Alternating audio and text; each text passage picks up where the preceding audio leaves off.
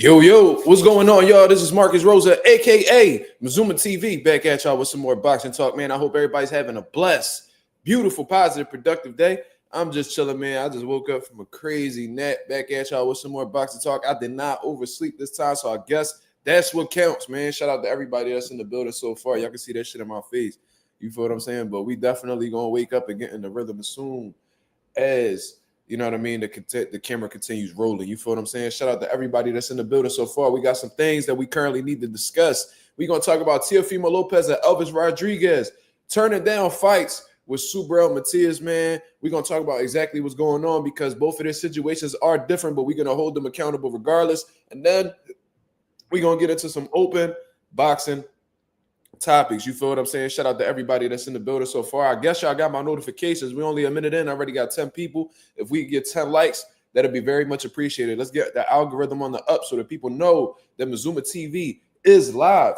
You feel what I'm saying? Let's address these comments before we get started. Forever Dedicated says, is Gervonta Davis in your top 5 favorite boxers? I think you meant to say boxers, brother. The current WBA lightweight champion, former IBF featherweight. I'm aware of his accomplishments. Salute, Forever Dedicated. I'm not going to say he's in my top 5. Y'all already know what the top 3 is. Boots, Benavidez, Bam. And then we could probably go Terrence Crawford. You know what I'm saying? And then we could probably throw shit. It's actually a good one. I just pay attention to the 3 that I got. We going to go. I like Subriel. You feel what I'm saying? When he actually on his shit. I don't know. That's a good one, but I don't think you needed to mention the accomplishments. You know, we pretty well versed on Gervonta Davis over here. You know, he is one of the top fighters in the sport, but no, to answer your question, he's not my top 5 favorite. Fan of him. I like his abilities and shit like that. But I wouldn't say he's a top 5 favorite boxer. Chris, oh wow, what's going on, brother? Coffee Plant, what up? He in the building heavy. Chris Maldonado, what up, homie? Old school 868 in the building. What's going on? Pagat Petit, what up?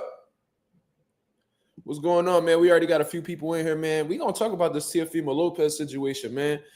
You know what I mean? Because I've been telling y'all, and I put out a little theory yesterday. You know what I'm saying? Exactly on what I think is going on and why, you know, him and Top Rank, you know, the relationship that Teofimo and Top Rank got at this point, what I feel Top Rank is trying to do with Teofimo, and how Teofimo pretty much not going for it because he see the plot. You feel what I'm saying? It could be a little bit of, you know, it could be a little bit of duckery in there, man. You know what I'm saying? Because I do think that Teofimo has a history of, you know, being a duck artist and shit like that. But we definitely gonna speak about that. But on some real shit, if any of y'all are fans of Elvis Rodriguez, then this is not the live for you. Because we definitely gonna get the cooking on Elvis Rodriguez and exactly what's going on with him. Because this is just like we could speak a little, we could get more into depth about exactly what's going on with Teo, but this shit with Elvis Rodriguez is just plain duck sauce. You feel what I'm saying? So if y'all niggas fuck with Elvis Rodriguez, if y'all want to pull out that little guitar like his goofy ass be doing, then on some real shit, I think you need to go to the promised land with your boy Elvis. Man. You got to come down to the promised land, man. 235 acres. We farming our own chickens, homie. Thousands of chickens, thousands. Running around everywhere, quack, quack, quack. Talk about next level shit, homie. And that's just the reality of the situation. So we definitely going to talk about it. You feel what I'm saying? If you guys are open to it, I will open up the platform for anybody that wants to come through and discuss, debate, whatever the situation is. You know what I mean? Probably my boy Low Nose Boxing probably in the building. You feel what I'm saying? And he probably want to provide some insight. But I seen he had actually put out a video and he's holding Teofimo Lopez accountable. So shout out to the boy Low Nose Boxer for, you know, although he is a fan of Teo, although he sticks by Teo, he makes it clear that, you know what I'm saying, he gonna call out niggas for their bullshit. You feel what I'm saying? So shout out to the boy Low Nose Boxing. You feel what I'm saying? Let me see. Old School 868 says Teo talk has been blowing up X, and I saw this coming. I mean, justifiably so. Old School. You know, a lot of people are disappointed in Teofimo Lopez. A lot of people are confused about his situation with with Top Rank, what is exactly going on? You was just in litigations with Top Rank. The litigations are over with. You know what I'm saying? He's making it seem like he's back on the boat, in terms of, working with Top Rank. They find a lot. They sending out offers. He seemed like he down with the offers. Then all of a sudden, he's having trouble with the offers. It's a very, very confusing situation. You feel what I'm saying? So let me actually put this link up on here for anybody that want to come through and chop it up. Y'all got to put y'all cameras on before y'all get on here, because I do not trust weirdos. And I'm not saying that you're a weirdo, but there are weirdos that's in or around this area. You feel what I'm saying? So we definitely going to get to discussing for sure.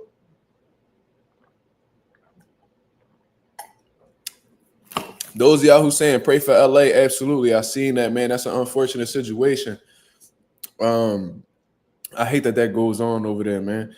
Them wildfires are serious, and hopefully, everybody's family is safe. I feel bad for the wildlife that has to experience that.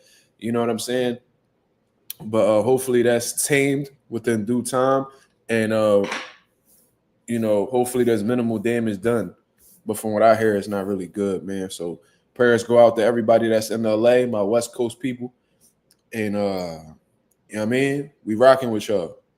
You feel what I'm saying? We rocking with y'all for sure. Shout out to the 28 people, man. We definitely on and popping, man. Let's get it popping.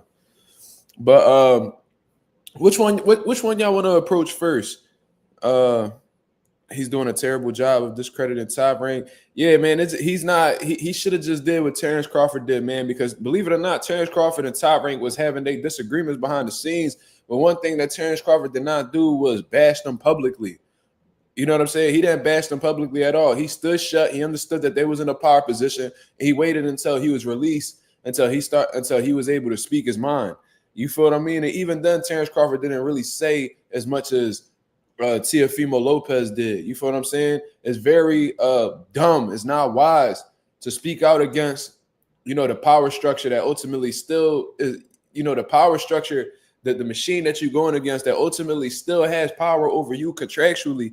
You know what I mean? I think Teofimo Lopez, and we're gonna talk about it, man. Look, and I was talking about this with my father, who's who manages boxers. Been in the game for a few years already. You're worth what you negotiate. You feel what I'm saying? And as far as I'm concerned, Teofimo Lopez has signed a contract extension with Top Rank. That's self-explanatory in itself. I don't really need to explain exactly what that is. But let's say I don't know exactly what Teofimo Lopez's purse details entail. I don't know exactly what his contract says, but let's put in a hypothetical number. Let's say let's just put out the 2.4 million that he's offering everybody else for pay-per-view, right? Let's say that's his minimum. Let's say that, right? When you sign on that dotted line and you agree to your purse having a ceiling on it, and them guaranteeing and giving you a guarantee of 2.4 million, there's always like times where you come to the table and be like, yo, this is a bigger fight. Can I get a little bit more? You know what I'm saying? But you can't necessarily get mad if all they're offering you is 2.4 million. You're worth what you negotiate. And if you had a problem with the number, you should have let that be known prior to you signing that deal. You feel what I'm saying? So if he's like, disturbed by the numbers, upset by the numbers, he don't got nobody to blame but himself and his management, in all honesty. You feel what I mean? He should have never signed that extension to go to, he shouldn't have signed that deal to begin with. You know what I mean? If you knew you was going to have trouble with the numbers, if you knew you had big fights on the horizon, you should have, for one, try to get a bigger, guarantee. And for two, you should have let it be known that in the deal, if there's a big fight on the horizon, that, your purse guarantee should be this, or at least this amount. You feel what I'm saying? Shakur and Bob, he shitted on them too early. Well, Shakur started talking shit when he only had one fight left. From what I understand, Shakur got 5 fights left. So it's like, bro, you made 5 fights. Could really, like, if Top Rank really wanted to, they could just offer you 2 fights a year. I don't know what his contract says, but let's say they guaranteeing you fight at least 2 times a year. If you offer one, and this is the thing too, this is what people don't understand. Like, Top Rank could really sit this man on the shelf, because let's say a lot of people don't really know this. let's say they say, yo, maximum, you fighting 2 times a year. Like, we guarantee that you fight 2 times a year. Let's say they send you 2 fight offers, 2 different dates. Let's say they offer you the Subriel fight in March, and you turn it down. That's 1 down. They don't need to offer you. They don't. That's 1 down. That's a fight that they're guaranteeing right there that you turned down, right? So let's say later on in July they offer you another one. You turn that down. That's 0 fights that they have to offer you moving forward. So they can really just sit you down on the shelf for the rest of the year because they have on file that you turned down the 2 fights that they was guaranteeing. You know what I'm saying? So Teofimo really shooting himself in the foot, man. He's not going about this shit wisely. He just lost the little battle that he had, with Top Rank in this courtroom trying to say that he was a free agent. But now it seems like he's going back to war with these guys. He's calling out Todd the Buff. He's just he's going about things terribly, man. And it's sad that nobody around him is telling him to just sit down and shut the fuck up. You feel what I mean? But let's get into this article, man. Shout out the boxing scene for putting this shit out there because this shit because a lot of people were saying, oh, and Low Nose Boxing was one of them. Low Nose Boxing was one of them. He was like, oh, I don't believe that T.O. turned down a fight offer from Devin Haney with Turki Al-Sheikh. How come Turki Al-Sheikh never spoke out about it? And at the time, that point was valid. But according to this boxing scene article, they got inside information from a representative at Top Rank that said that he will only speak under an anonymous setting. You feel what I'm saying? So he was like, all right, I'll speak out on this, but y'all gotta put me, as anonymous because I can't divulge this information publicly, with my name being out there. You feel what I'm saying? So shout out to Boxing Scene for these articles, man. And this was a pretty good article as well. I think I'm gonna start going back to Boxing Scene for my information, but let's actually share the screen here. I want to, inform you guys on what's going on. If you guys haven't been able to read up on this. Let me see what's going on. They on Boxing Scene on some bullshit. Y'all trying to fuck up my live. The page is currently unavailable. Since when? All right, let's go down here. This is the article that I was reading. Did y'all? Okay, right here. My fault. All right. Teofimo Lopez, Top Rank, failed to strike deal deadline. Deadline deal for Matias fight. Man, I told you guys, as soon as they started reporting that Matias was about to fight Elvis Rodriguez and shit like that, that let me know that the negotiation between Tio and Subriel was not going well. You feel what I'm saying? And on some real shit, a lot of y'all motherfuckers owe Devin Haney an apology, and y'all like, oh, here go Marcus, here go Mazuma TV defending Devin Haney. Bro, I'm telling y'all this shit because Devin Haney done told y'all and told Teofimo Lopez on social media a couple days ago, dog, y'all niggas making peanuts over there. Why the fuck would I accept that offer that y'all offering? That's baby money, and I'm making real money. Teofimo Lopez comes out within 24 hours and talks about how he's turning down deals and sending counter offers because he doesn't like the money that's being presented to him. He's not making any fucking money. So Teofimo Lopez is pretty much confirming everything that Teofimo Lopez is saying. Devin Haney is saying. So on some real shit, both of these guys are agreeing. But the problem is Teofimo Lopez at one point in time was acting like people was ducking him because he was offering them shitty money. But now that he's looking at the check that he's getting, he like, damn, this nigga making this much. Damn, he making this much. Damn, he making this much. And I'm making this. I ain't making no fucking money. He feel like he on the same type of, he feel like he on the same type of level as these guys in terms of being a star, although that may not be true. That's what he may believe.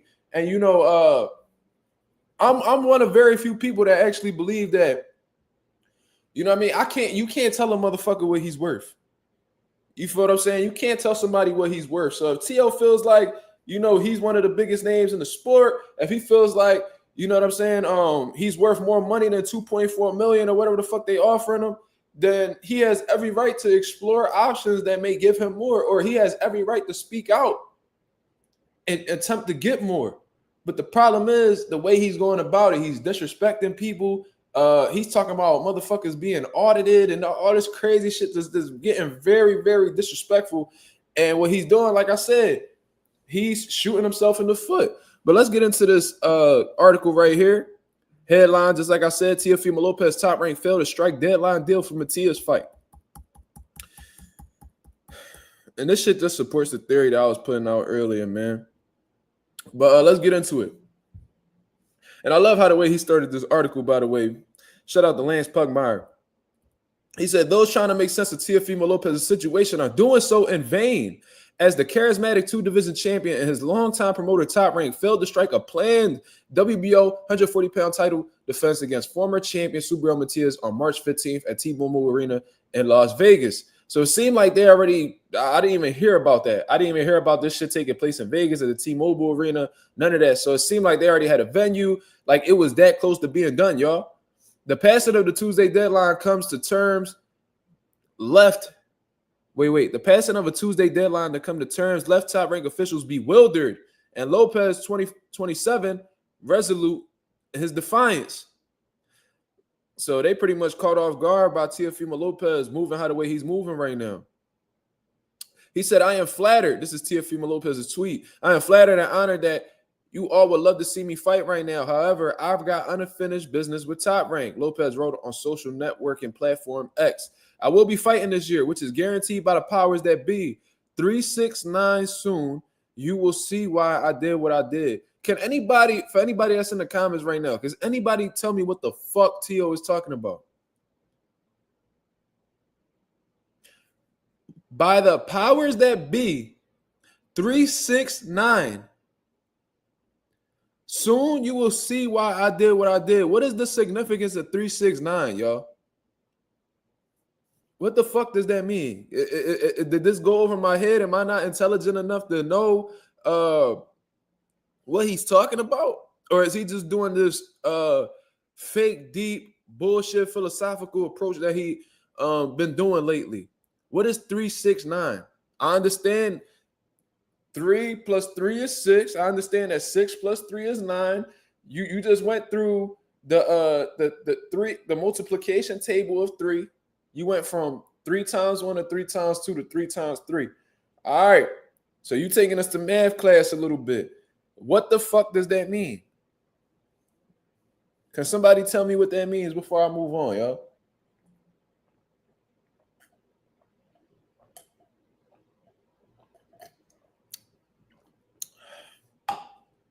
All right. He said, Smoochie said foil hat. She crazy. Yeah. And always remember, my brother, 1 fish, 2 fish. And I find it so funny that Najee put that on his Twitter, because I said the same shit about T.O. a while back. I said that he sounded like Farrah Convict. And always remember, my brother, 1 fish, 2 fish, red fish, blue fish, knick-knack, paddywhack, get a dog a bone, 2000 party 00. Oops, out of time. My bacon's smelling fine. Yeah, this sounds stupid as shit. Swear you saying something. Meanwhile, you ain't saying a motherfucking thing. But anyways, Top Rank chairman Bob Arum. So Bob Arum came to the table. Shout out to Lance Pugmire doing his motherfucking research and getting the real. Top Rank chairman Bob Arum presented a final offer to Lopez, who hasn't fought since defeating little known. I like that he included that. Steve Claggett on June 29th, the second of 2 uninspired showings that year. So, of course, he's referring to Steve Claggett, and then prior to that, Jermaine Ortiz, both unimpressive performances. You feel what I'm saying? Arum said he was unsure where the drama goes from here. He says, unquote, who is this? Yo. What's going on, brother? What's going on, man? I've been checking your show out for a while, brother. Do I need to stay on camera, or can I go to my avatar? Yeah, you go to your avatar. Go ahead, bro. I appreciate it. Okay, yes, sir. All right. So yeah, man. I'm going to go back to the article real quick. Yeah, go ahead. So Bob Arum says, it'll play out or it won't. Arum told Boxer Scene Wednesday, I can't stay up nights worrying about it. I've got a Madison Square Garden show coming up February 14th that will sell out in 3 days. I can't keep going down these rabbit holes. So what Bob is saying is, bro, he not about to break his fucking head trying to deal with T.O. It's either he gonna be with the shit or he not. You know what I'm saying? He not gonna keep dealing with the bullshit drama that Teofimo Lopez been on lately. You feel what I'm saying? Lopez posted on X Wednesday, PSA, I haven't rejected the fight. They rejected my counter offer. Well, if you putting out a counter offer, that means you initially rejected the fight. You feel what I'm saying? And this is the same shit that I went over with Brian Norman, in the past. Moving on.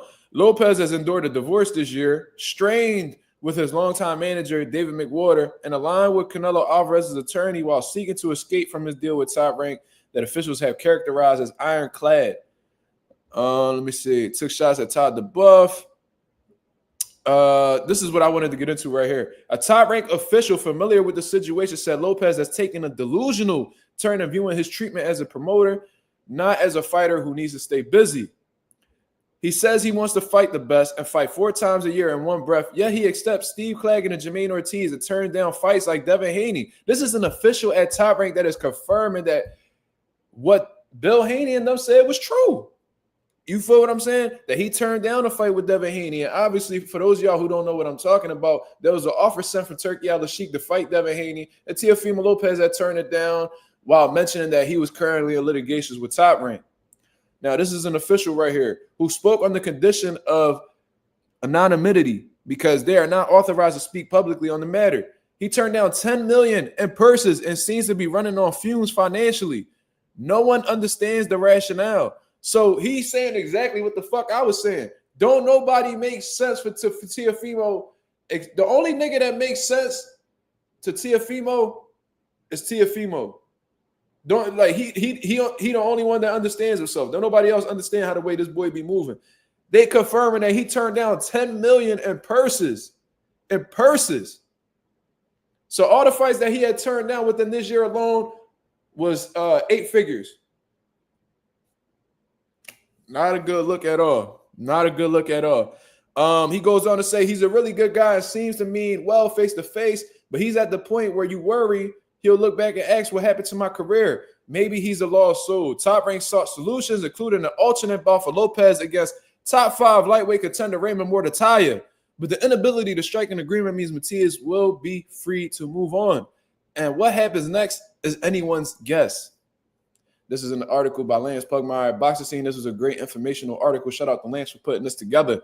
Now, I did not know that Raymond Mortataya was offered to fight Teofimo Lopez and Teo turned it down. I did not know that he turned down $10 million in purses this year alone.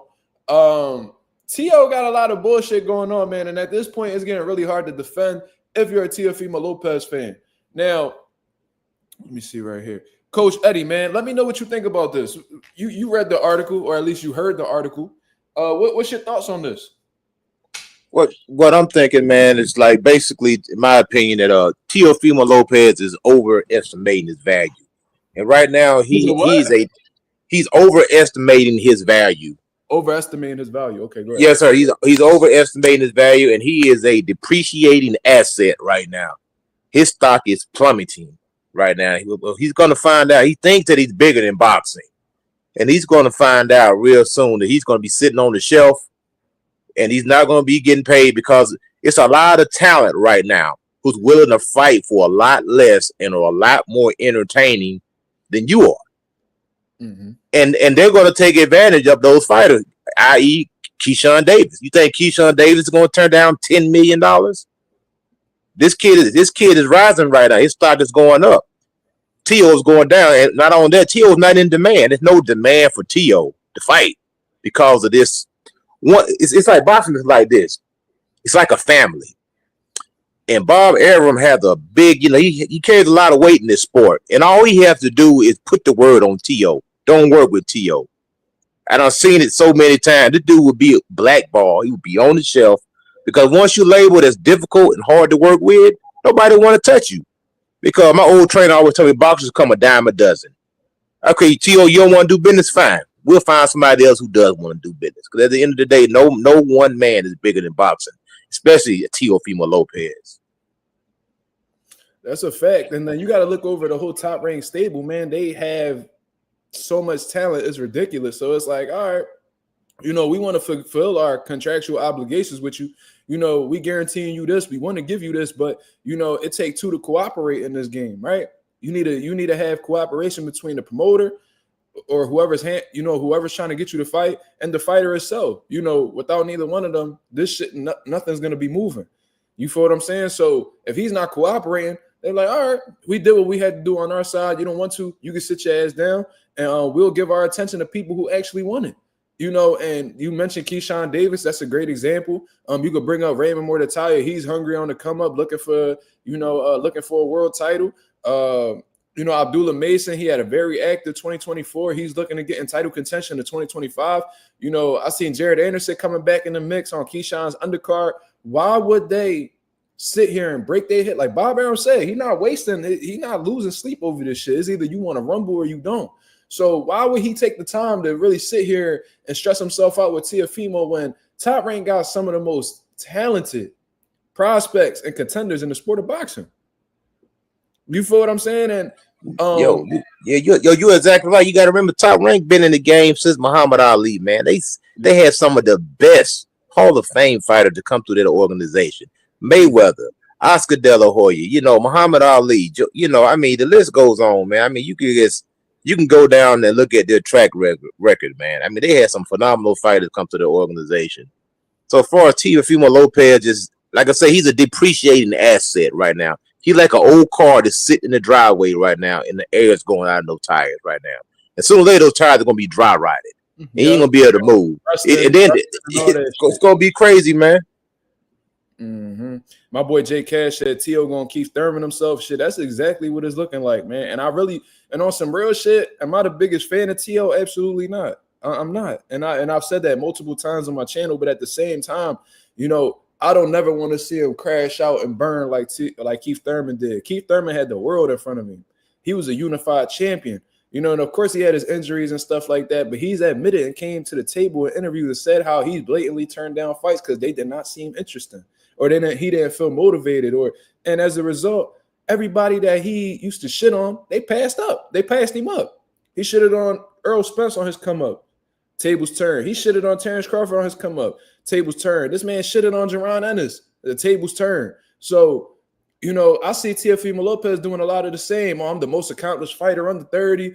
This person ain't do what I did. This person ain't do what I did. Meanwhile, it seems like he gonna get the Mikey Garcia treatment with Top Rank, and that's battling court issues and sitting your ass on the shelf for a couple years until they feel like not spending money in court no more and releasing you. And that could take a lot of time. And the longer you sitting on that shelf, you know what I mean, the more you're gonna digress in the sport of boxing. Boxing in itself is already a small window. But inactivity just helps that window just close a little bit faster, man. Inactivity kills. So man, I hope they really figure this shit out, man. T.O., he's really fucking up a huge opportunity, bro, regardless of who he ends up fighting. If he was to beat Subriel Matias, that would do great for his stock. If he were to fight, Devin and possibly beat him, that'd be great for his stock. They offering him Jaron Ennis. Now, do I think he could beat Jaron Ennis? Absolutely not. But let's say, hypothetically speaking, he would actually put on a good performance or actually even defeat Boots. It'll improve his stock. But him deciding not to take the chance at all and then talking about, you guys are going to understand later. No, I think you're going to understand later that what you're doing right now is a huge mistake. You know what I'm saying? So it is what it is, man. It's unfortunate. And it's just contributing to my theory that I had put out yesterday. What's your thoughts? Ed?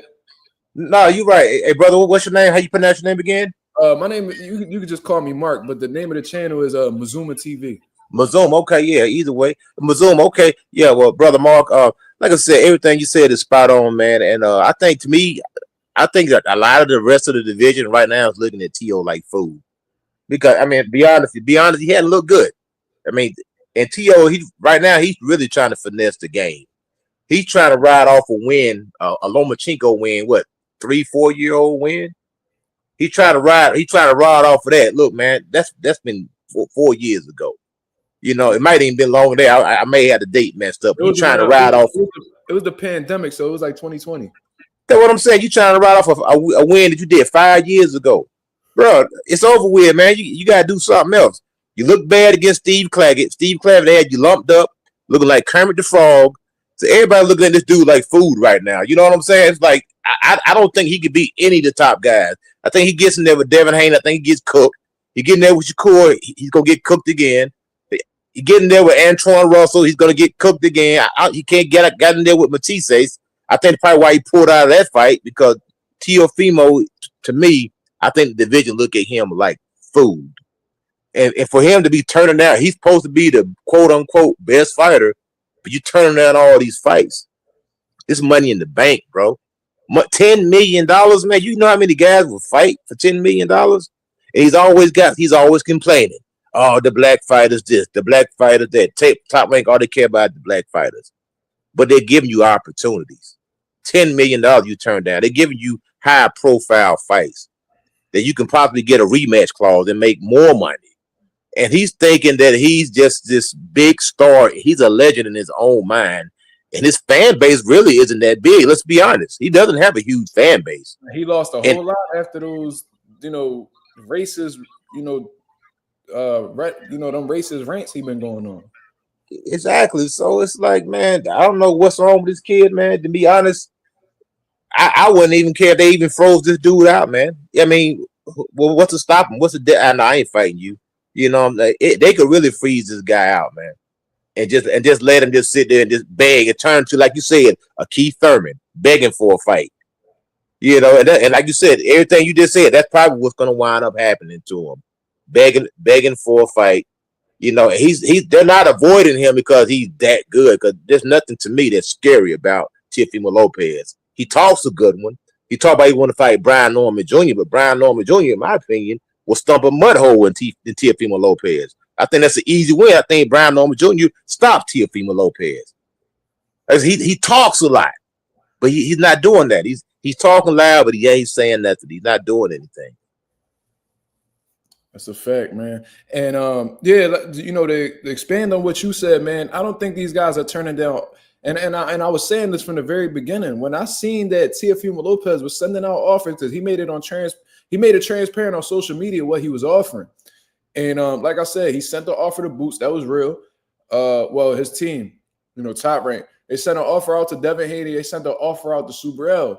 And he said that it was $2.4 million with the 55-45 split going in his favor. Now, once I heard that, I'm like, yo, there's no way that these guys they're gonna accept this offer. Because for one, I can't really speak on Subriel's numbers, but I know for a fact that when we speaking specifically about Devin Haney, there's no way he's going to accept that, because Devin Haney, and I don't really like to get into the numbers and the business side and all that shit, but let's just keep it 1,000. Devin Haney has a history of selling pay-per-views. He has a history of, doing bigger and better gates than Teofimo Lopez. All of that shit we do know. You feel what I'm saying? There's no way that, from a business standpoint, Devin Haney is going to be okay with getting a 45% purse split with Teofimo when Teofimo has never had a history of selling a pay-per-view.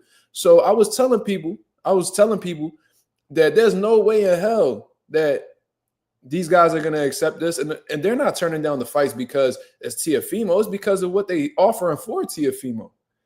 And Devin Haney, Bill Haney, they probably looking at it like, yo, we sent you a way better offer with Turkey Al-Sheikh and you turned it down. Now you trying to spin the block with an even worse offer. Why the fuck would we accept that when the first offer we gave you made a lot more sense? You feel what I'm saying? So yeah, I didn't really understand that shit at all, man. Well, no, you're exactly right. And not only that, everybody keep, I think a lot of people fail to realize the pay-per-view thing. Yeah, it sounds good. It sounds good to say I'm a pay-per-view star. But what does a pay-per-view star mean in 2024? We can't get stuck in nostalgic thinking about the Floyd Mayweather numbers. Those days are over with. It's over with. If you lucky right now to get 150,000 pay-per-view buys, you know what I'm saying? I mean, it's bad when 300,000 buys, that's considered a success. You know what I'm saying? With all the the fire sticking and the streaming and stuff like that. So there's no guarantee you're gonna reach these numbers, with the pay-per-view, and especially with a guy like Teofimo Lopez. I mean, we all know that pay-per-view is based on your dance partner. Yeah, you just gotta have the two right guys to generate the numbers that you want to see.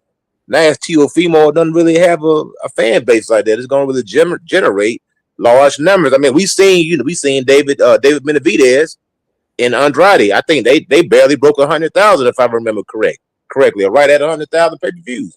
So who's to say that Devin Haney and Teofimo Lopez is going to do 200,000, 300,000 pay-per-views? I mean, it's a gamble. So that's why a lot of fighters now are pushing for them guaranteed numbers, guaranteed purses. Because I mean, even take Tank for instance. I mean, take a good, take averages without Ryan Garcia, what, around 200,000, something like that. In that neighborhood, I could be wrong. Between 200, 300,000, depending on who the opponent is. And Tank is a much bigger draw than Teofimo Lopez. So I mean, so it's crazy, that pay-per-view model. I think it's going by the wayside, man. It definitely is, and I think that Top Rank and them didn't even want to take that chance, which is why they was trying to put that shit on regular ESPN. But regardless of all the things that Top Rank attempted to do in order to make these fights happen, Teofimo Lopez is just not with the shits, man. And I think these motherfuckers deserve they owe an apology, man. I seen people criticizing Jaron Ennis for not accepting the fucking Teofimo Lopez fight. You know what I mean? For some strange reason, because Boots was like, yo, I told you I'm unifying. Before anything, I'm unifying. That's why he ain't take the Virgil opportunity. That's why he ain't take the Teofimo Lopez opportunity. Oh, man, Boots ducking Teofimo Lopez. Oh, my God. Then they saying, oh, Devin Haney's ducking Teofimo. What does Devin Haney got going on right now? Like automatically assuming that. And I'm sick of these motherfuckers saying that. First of all, just because you got, first of all, don't nobody know what Devin Haney getting offered behind the scenes. Only him and his team know that, right? But I've seen several boxing channels come out and be like, oh, well, there's nothing you got on the table right now that makes more sense than the Teofimo Lopez fight.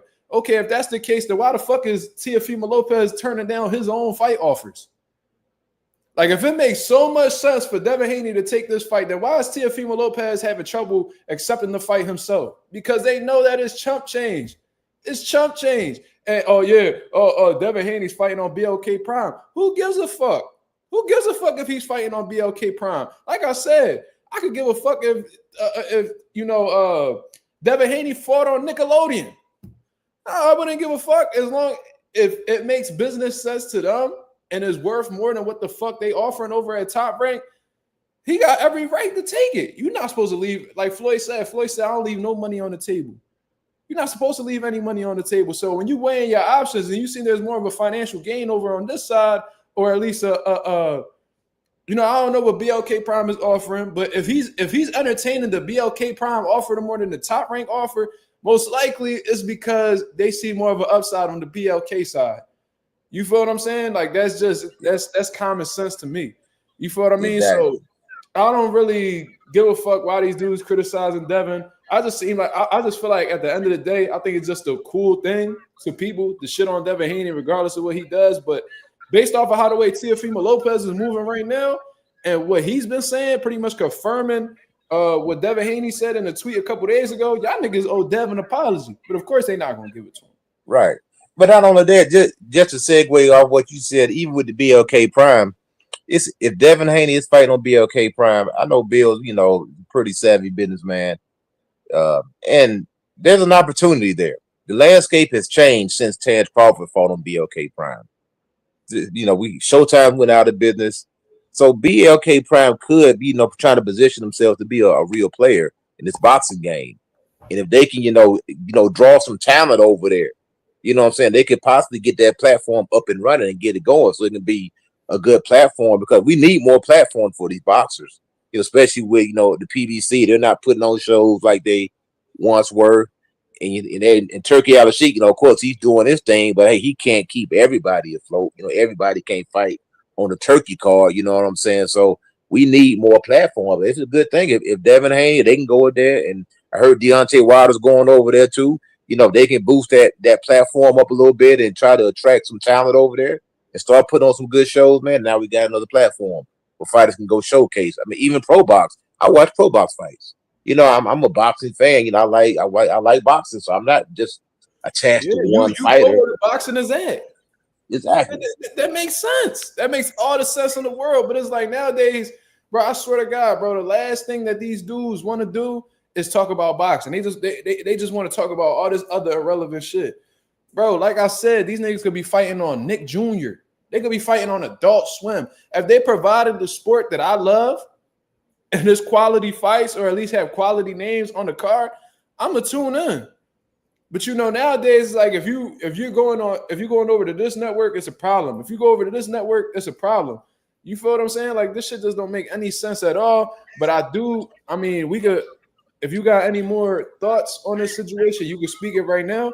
But I had somebody that actually brought up something that I want to get into, which is the Elvis Rodriguez situation with Subriel.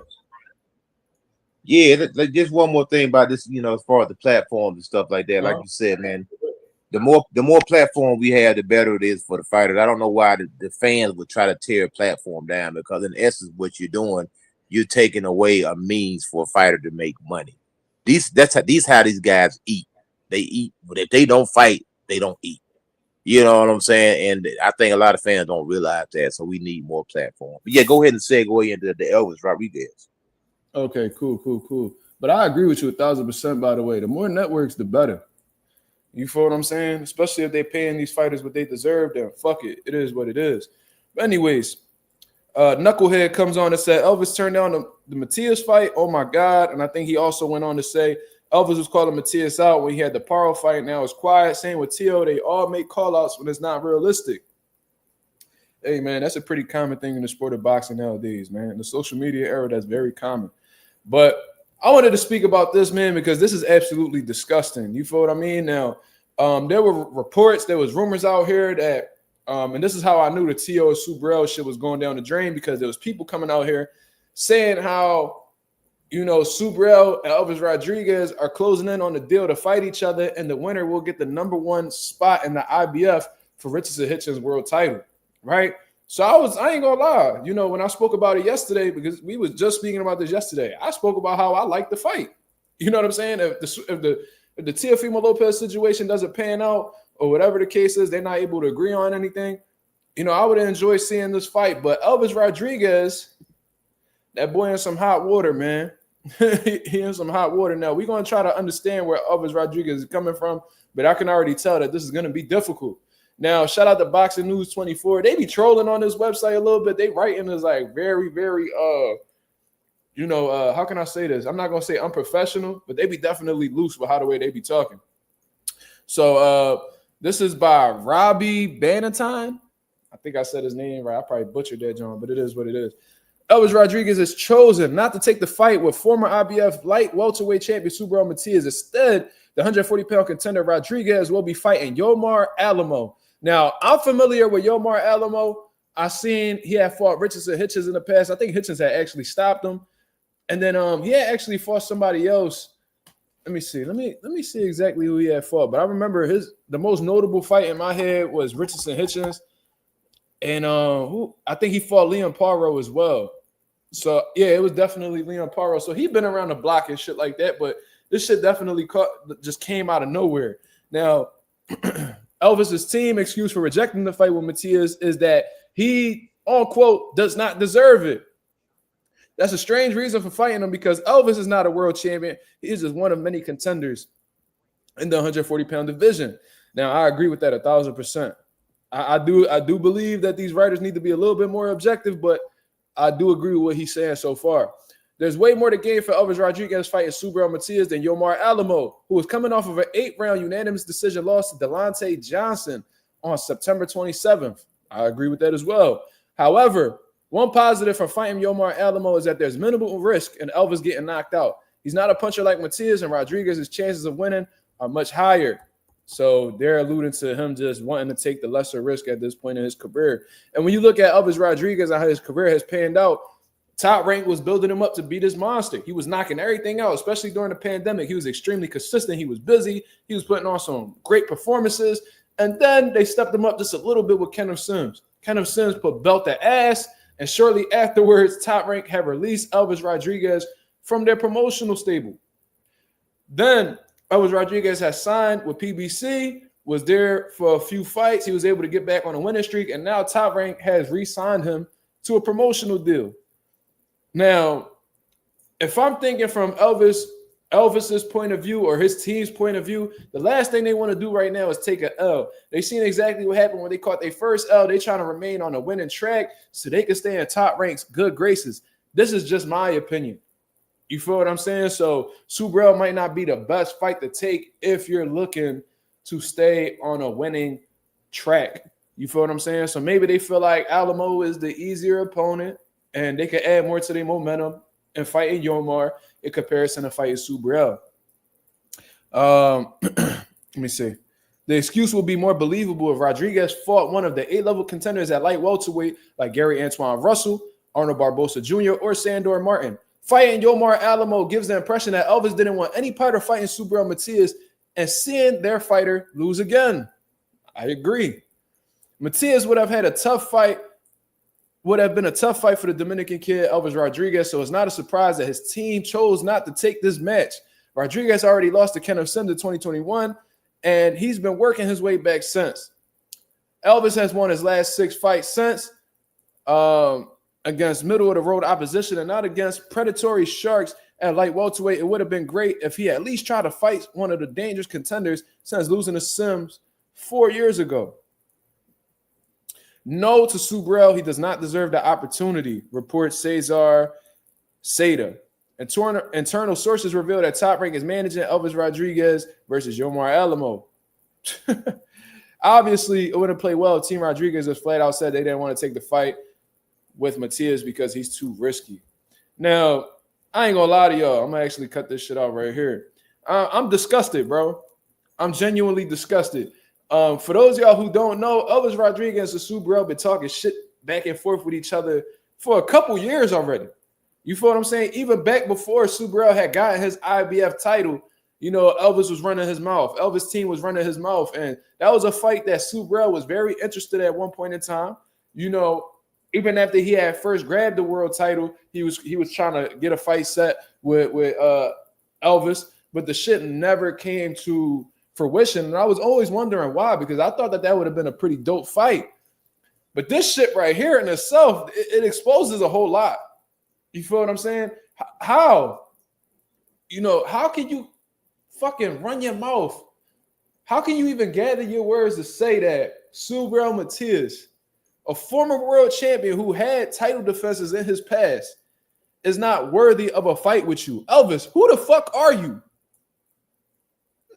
Besides being a contender at 140 pounds, what the fuck have you accomplished? Who the fuck have you beat for you to run your mouth to say that Subriel Matias does not deserve a fight with you? Because when we really look over what people have accomplished and what they've done, it may be the opposite. You might not be deserving of a Subriel Matias fight if we thinking about this shit objectively. Who have you beat to put yourself in position to fight one of the top ranked guys in the 140-pound division? Subriel, although he lost to Liam Paro, I don't think you can name 10 people ahead of Subriel at 140 right now. Like, I think we could give Subriel that much respect. Is he the number one guy right now? No, he's not. He doesn't have a title, so it's hard for you to even come together to say that. But he is still a top guy in the division. I think that's something that we can say. So, Elvis Rodriguez, since he lost to Kenneth Sims, he's been very careful with the opponents that he's been fighting. You feel what I'm saying? And I think he's doing much of the same in this situation. He might look at Subriel as a very risky fight, and he's seen in his past when he's come up short what Top Rank would do to him, and he don't want to get kicked to the curb again. So, you know, that's my thoughts on this situation, bro. It is very disgusting in all honesty, man. It's duckery at its finest, and, you know, I just don't get how you could gather the strength to say that when you're not even in a power position in comparison to Subriel, if we being honest. Yeah, I feel you, man. But like you said, Subriel, he's no longer a champion, so he's probably looking at it like, man, this is too risky. He probably trying to wait out so he can see if he can get a little more bread. You know what I'm saying? That's what it sounds like to me. You know, probably fight Richardson, even though I think Richardson would probably beat him. But it's probably a fight where he's not gonna get knocked out. But there's you know what I'm saying? Just to clarify, Coach Eddie, there is an upside in fighting Subriel because absolutely, if he were to beat Subriel, he will become the number one contender for Richardson Hitchens' belt. Facts. You feel what I'm saying? So it's not like, oh, you fighting Subriel and there's no upside. No, you get past Subriel, you in line for a title shot. And that's exactly what every fighter should have in mind. Like, if you're not looking to, you know, get a world title or at least fight for a world championship belt as a contender, it's like, what you really in this for? You know what I'm saying? So if there was nothing behind it, like you didn't really get anything besides, a little payday to fight Subriel, I could see why he's thinking that. But there's much more upside in defeating Subriel in comparison to defeating Yomar Alamo. You feel what I'm saying? That's all I'm saying. You know what I'm Nah, saying? you're Like exactly right. this puts you directly in line where, and the IBF don't play about their mandatory. It's like, yo, you get off the pot. Like, if he beats Subriel, they're like, all right, you the number one contender for Richardson Hitchens world title. Hitchens, you got this much time to get this fight together with Elvis Rodriguez. You don't get it together, we're gonna strip you, and we're gonna hand Elvis the belt, or Elvis is gonna be competing for the IBF vacant title at 140 pounds. It would have put Elvis in a very good situation, but what I chalk it up to is just not believing in his abilities when going up against the style of a Subriel Matias. Yeah, no, you're right. And not on that, it's probably his team also. You got your advisors, so they sitting there playing the long game. They hoping that somebody else maybe knock this game off, or maybe they probably trying to look for an easier route to the belt. You know what I'm saying? 'Cause at the end of the day, Elvis Rodriguez, I mean, he's a decent fighter. I don't think he's a guy that can get a belt and hold on to it. Yeah, I think if he gets a belt, it'll probably be immediately taken within 1 or 2 fights. You know what I'm saying? If he fights top opposition, at the 140 class. So right now, I think it's a money thing with those guys. I think they're trying to position themselves. I don't think they like that matchup. I don't think he likes to match up. I don't think his trainer likes to match up. I don't think his manager likes to match up. And it's like you said, especially they back in, top ranks, good graces. So they probably just like, hold on, man, let's see. Because like, you know how Bob is, man. You can one bout, you lose, man. He'll kick you to the curb, man. Yeah, you know what I'm saying? That's all you got to do. If you want to get out of your contract, lose a couple times, Bob will get rid of you. You know what I mean? And that's facts right there. He got a history of doing that shit. I think he dropped Andy after he lost to Joseph Parker. He dropped Andy Ruiz. I remember that shit. Yep. I'm like, damn, he just gave up on Andy like that. It was another brother that he dropped too. Only had 1 loss, man. I think it was Brian. What's that dude's name? Roy Jones trained the guy right now. Bob dropped a few people. You talking about Brian Perella? Yeah. Bob, he'll get rid of you, man. 1 loss, man. He did it to one of my favorite up and coming prospects. His name was Omar Rosario, and it was a close bout. It was like a controversial John, like Puerto Rican dude. It was a close John that like you could have said Omar won for real. I think it was like a split. He lost, bro. They dropped him immediately. I'm like, damn. I said, bro, he gave you all these impressive performances, and he had a close bout, and y'all kicking him to the curb. Like Bob, he don't be caring, bro. Now, but see, Bob about that business, man. He's about that business, man. He also, you can be a good fighter. You can be a fighter with losses, but as long as you put butts in the seats, he'll keep you. If you ain't putting no butts in the seats, man, you out of here, dog. You know what I'm saying? Gone. Yeah, I think Anonymous brought up Carlos Balderas. Yeah, they did. They did a few fighters a little dirty, but I guess that's the business, man. They probably in a position where it's like, man, we're not going to be investing all this money into fighters that, we could see early on that we're not going to make that return off of them. So before, if we already know we ain't going to make that return, and there ain't no point in doing business anymore. We're not in the business to lose money. We're going to let you go and explore other options and see if anybody else want to take that chance with you. So that's probably the type of time that they on. You know what I'm saying? Coffee Plant said, Coach Eddie, where are you from? Oh, I'm from GA, man. I'm Atlanta, Georgia, man. Okay, so I'm assuming you're a boxing coach. Yes, absolutely. Yes, sir. Yeah, I had some amateur fights, and I had 3 pro fights. I just wanted to do it. I was 3-0 as a pro, and I just let it go, man. Yeah, I just had to get it off my bucket list. You know what I'm saying? I just wanted to get in there, man. I'm a boxing coach too, man. I got a gym out here in Philly, Pivot Boxing Academy. Okay, yeah, I've been in my gym for 14 years, man. So I train fighters, man. I don't work with some pretty decent pros. I didn't get them started, but I have worked with them. You know what I'm saying, behind the scenes. A few guys like the most well-known fighter that I worked with was O'Neal Bell and Kevin Johnson. I used to be a sparring partner with O'Neal Bell and Kevin Johnson. I did a few camps with O'Neal. I don't know if you remember him. People always talk about cruiserweight champion, but he was an undisputed cruiserweight champion also. He's out of Atlanta, Georgia. His name is O'Neal Bell. You can look him up. He was signed with Don King. A lot of people have failed to mention him. He was either undisputed or unified. I believe he was undisputed though. Oh, okay, that's dope. That's dope. Yeah, my gym been open for this gonna be our 5th year coming up in February. February 1st gonna be our 5th year. Our gym has been open.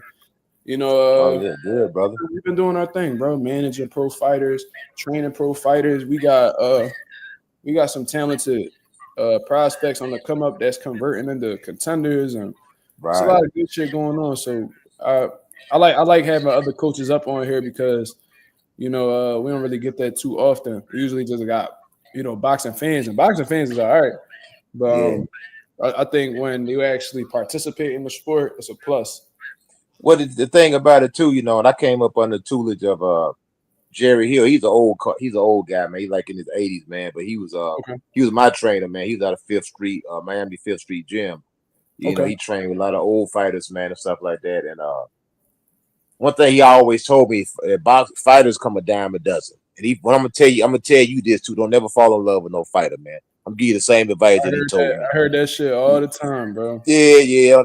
Like I say, fighters, they're opportunists, man. You know what I'm saying? And I had a few of my fighters, man, the guys that I worked with for years, man. I mean, I got these guys sharp, they were looking good, and then some freaking rap producer came along, got in the ear, blah, blah, blah, blah, blah. Next thing you know, 4 or 5 of my fighters walking out the door. I mean, I wasn't even charging these dudes, you know what I'm saying? No gym dudes, giving them pad work, taking them to the fights, you know what I'm saying? Dudes 17-0, 18-0, winning tournaments, all this stuff, you know what I'm saying? And I say it's it crazy, bro. Man. Everybody always talk about what the fighters go through, but I genuinely feel like boxing trainers are the most betrayed and fucked over people in the entire sport. You know what I'm saying? Like these especially in the the beginning when these pros ain't making no money, these coaches be spending money on fighters, be spending money on traveling, sacrifice time away from their family to sharpen these guys up. It's all types of sacrifices that's being made for these fighters, bro. And a lot of them, there's very few that actually take these things into consideration, bro. But a lot of fighters are very inconsiderate. A lot of them are easily manipulated. And coming up, when I was young, cause I started training fighters very early on because when I was competing and shit like that, I had developed a chronic illness. I had to stop boxing as a result. So, I didn't want to give up on the sport. So I started training fighters, and I seen very early on that a lot of them wasn't built like me from a loyalty perspective. You feel what I'm saying? So it's crazy to see how easy it is to manipulate them. We've had people that we put in position with great promotional deals, great management deals that a lot of fighters were killed for. And they just had one conversation with, another boxing manager, and all of a sudden they looking for a way out. And we putting them, like, I'm telling you, like, we getting these guys. We had one fighter who had no amateur experience. We got them with one of the biggest promoters in the entire region that was doing business with Al Heyman, that was giving television opportunities and all that. And on the flip of on the fucking drop of a dime, they switched up and went somewhere else. And I really wish that trainers didn't get fucked over how they usually do, bro. Like, it's sad, and I'm sorry that you went through that because I went through similar pains growing up as well. We have phenomenal talent that, you think everything is going well, and you start to embrace these people as like family. You know what I'm saying? I don't know if you've been there, but, I've had fighters that I got ended up developing such a close relationship with that you start to look at them as family, bro. And then, out of nowhere, they not all of a sudden they leaving you in the dust. Once they start making money, they fucking you over on purses, and you don't want to take it to court because you look at them as family, but the whole time they snaking you, bro. Oh yeah, man. These dudes, man. One thing about, I'm gonna tell you this from my experience, man. If you got a lot of times, you got a gym that's just full of fighters, man. One thing, fighters, they don't want to pay no gym dues. That's the first thing. They don't want to pay no gym dues from some ungodly reason. They ain't never got the money. They always coming in with new shoes, new boxing gear, new this, new that. When it's time to pay them gym dues, oh, coach, I get you next week. Y'all, you know, all that. I got you. I'll wait till I get paid and all this stuff, man. Every excuse, you know what I'm saying? So it's crazy, bro. But another thing I don't want to do anymore. I don't take on any more dad, no father and son combinations. I ain't doing that no more, man. I mean, that right there, that's bad news right there, man, because once you do all the work right, you get the guy looking sharp, and next thing you know, inch by inch, the father start moving in the corner, and they start to try to phase you out. You know what I'm saying? Now all of a sudden, coach don't know what he's talking about. And then not only that, now the coaching. Yo, you know what's crazy? You know what's crazy? What's up, man? They learn everything from you. Sitting around the gym. Yeah, they learn everything from yo. And you know why? You know why I picked up the phone? Because you sound exactly like my dad, bro. So I'm gonna try to bring my dad on here. Watch, he gonna know exactly what you're talking about. Yo, Pop. Yo, you available to come on my YouTube real quick? All right, no problem. Yeah, take your time. No, we talking about like, you know, coaches, how we be getting fucked over and how the fighters be with they parents and shit like that. This dude, one of the guys I got on my channel, his name Coach Eddie. He sound exactly like you, so I wanna see if you could relate to him. All right, no problem. All right, once my pop get out the shower, he gonna chop it up. But yo, he say the same exact shit, bro. We had them experiences with coaches, with dads, bro. Like they come in the gym and have no experience. They never threw a punch in their life, which is okay because we know some trainers that never boxed before that turned out to be brilliant trainers. That's not the thing. But it's like they come in very humble in the beginning.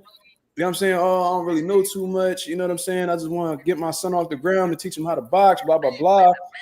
You know what I'm saying? You teach them kids the ropes. You know, they getting hella support from their dad. They progressing. Then all of a sudden, dads start to feel like they entitled to certain things. And it's like, my dad had to kick a few parents out the gym because like, yo, like, what you doing? Like, you all right? Like they the corner, they giving out instructions and be like, yo, that's not what we working on right now. Like you gotta fall back and let me do what I do. Facts. And then they start acting like they the trainers and they acting like what you teaching is wrong. Yep. And you know, when they with their pops, a lot of people don't understand. Okay, you training the guy at the gym. Soon as the kid get in the car, now his dad in his ear. On the way home, on the way to the fights, on the way to the gym, around the house. I even had times, man, like first I'll tell you one quick story real quick. I had this kid, right? Good little fighter. He was a good boxer, but he didn't have a lot of punching power. He was a boxer, you know what I'm saying? I said, look here, bro. I knew the guy he was fighting was a puncher. I said, this is the game plan right here. Don't stand in front of this guy. I need you to use your legs. He had good legs, he had good hand speed, and do good combinations. Use your legs, use your feet, boxing and move. Touch him and go. We gonna touch him, we gonna go. Touch him and go. You know what I'm saying? So I done gave the man the game plan. I look over there at the corner of my eye, his dad over there telling him to be strong. Be strong, son. Be strong, son. Man, we get up in the ring, man. This dude and they're getting standing 8 count after standing 8 count. I said, man, I told you don't stand in front of this dude, man. The dude can punch, man. You know the guy who can fight, man. You know the guy that got that punching power. So you gotta cater your game plan to, you know, who you fighting. You know what I'm saying? You know your guy. If you know your guy's not no puncher, I'm not going to tell you to go in and slug out with this guy. But then I'm going to tell you what happened, man. They started getting jealous because I had this other kid who at first wasn't that good, but then he started catching up with the other guy. That's how that should be happening.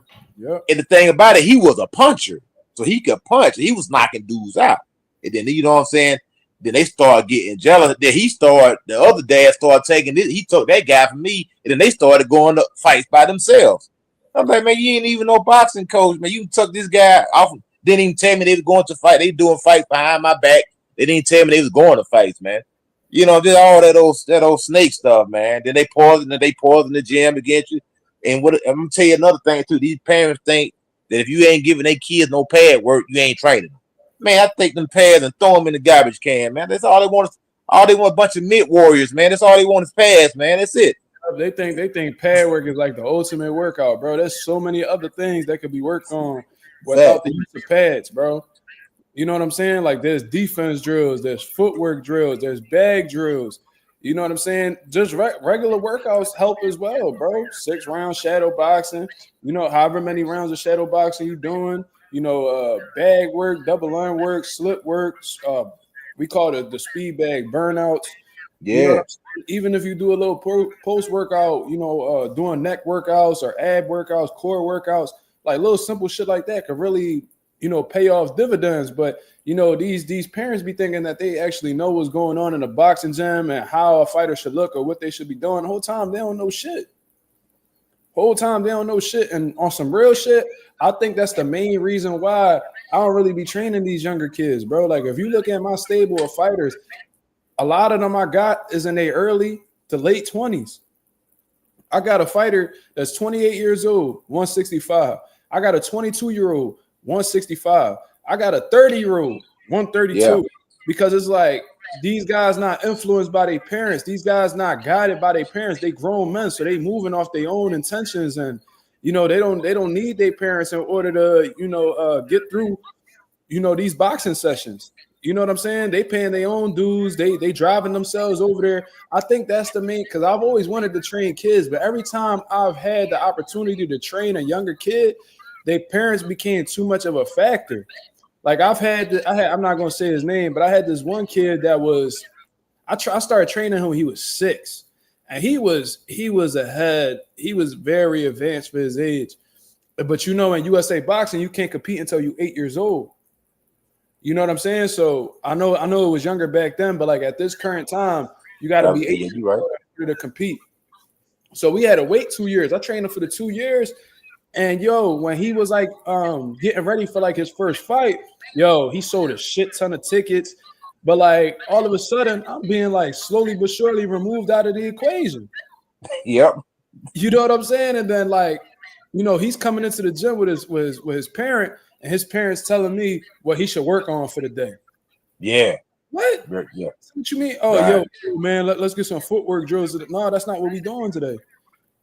Like that's not what we doing today. No, we doing this today. You know what I'm saying? I never let anybody dictate. And I've had clients like that in the past too, where they be like, yeah, man, like this week, man, we should work on something. No, we gonna work on what I feel like you should work on. Don't fucking pay me and tell me how to do my job. For all that, do the job yourself. That's what I say to these. That's what I say to these parents all the time. If you feel like you know what's best for your son, or you know what they need to be working on, you need to go ahead and get your coaching license. You need to go ahead and just do this shit on your own. Don't come to me try to steal my recipe, and then all of a sudden you out here fronting like you this fucking knowledgeable coach. Get the fuck out of here with all that. Yep. Yeah, you gotta watch them snakes, man, because they'll come around, man. And that's one thing I always done. I never took a fighter, even if another fighter did come to me from another coach. I always give the other coach credit. They asked me, "This your fighter?" I said, "Well, I didn't get him started." I always say I didn't get him started, but he came to me. It's a lot of these guys. They'll try to they take credit for work that you did. One note of a good trainer, you can take a guy from scratch and you can teach him how to box. That's what I could do. I can take anybody from scratch and I can teach them the game. So we got a lot of trainers, but we don't got no teachers, man. And I'm gonna tell you another thing why a lot of our American fighters are losing right now. Everybody, because we all fighting the same now. You go back, you're a product of what you was brought up under.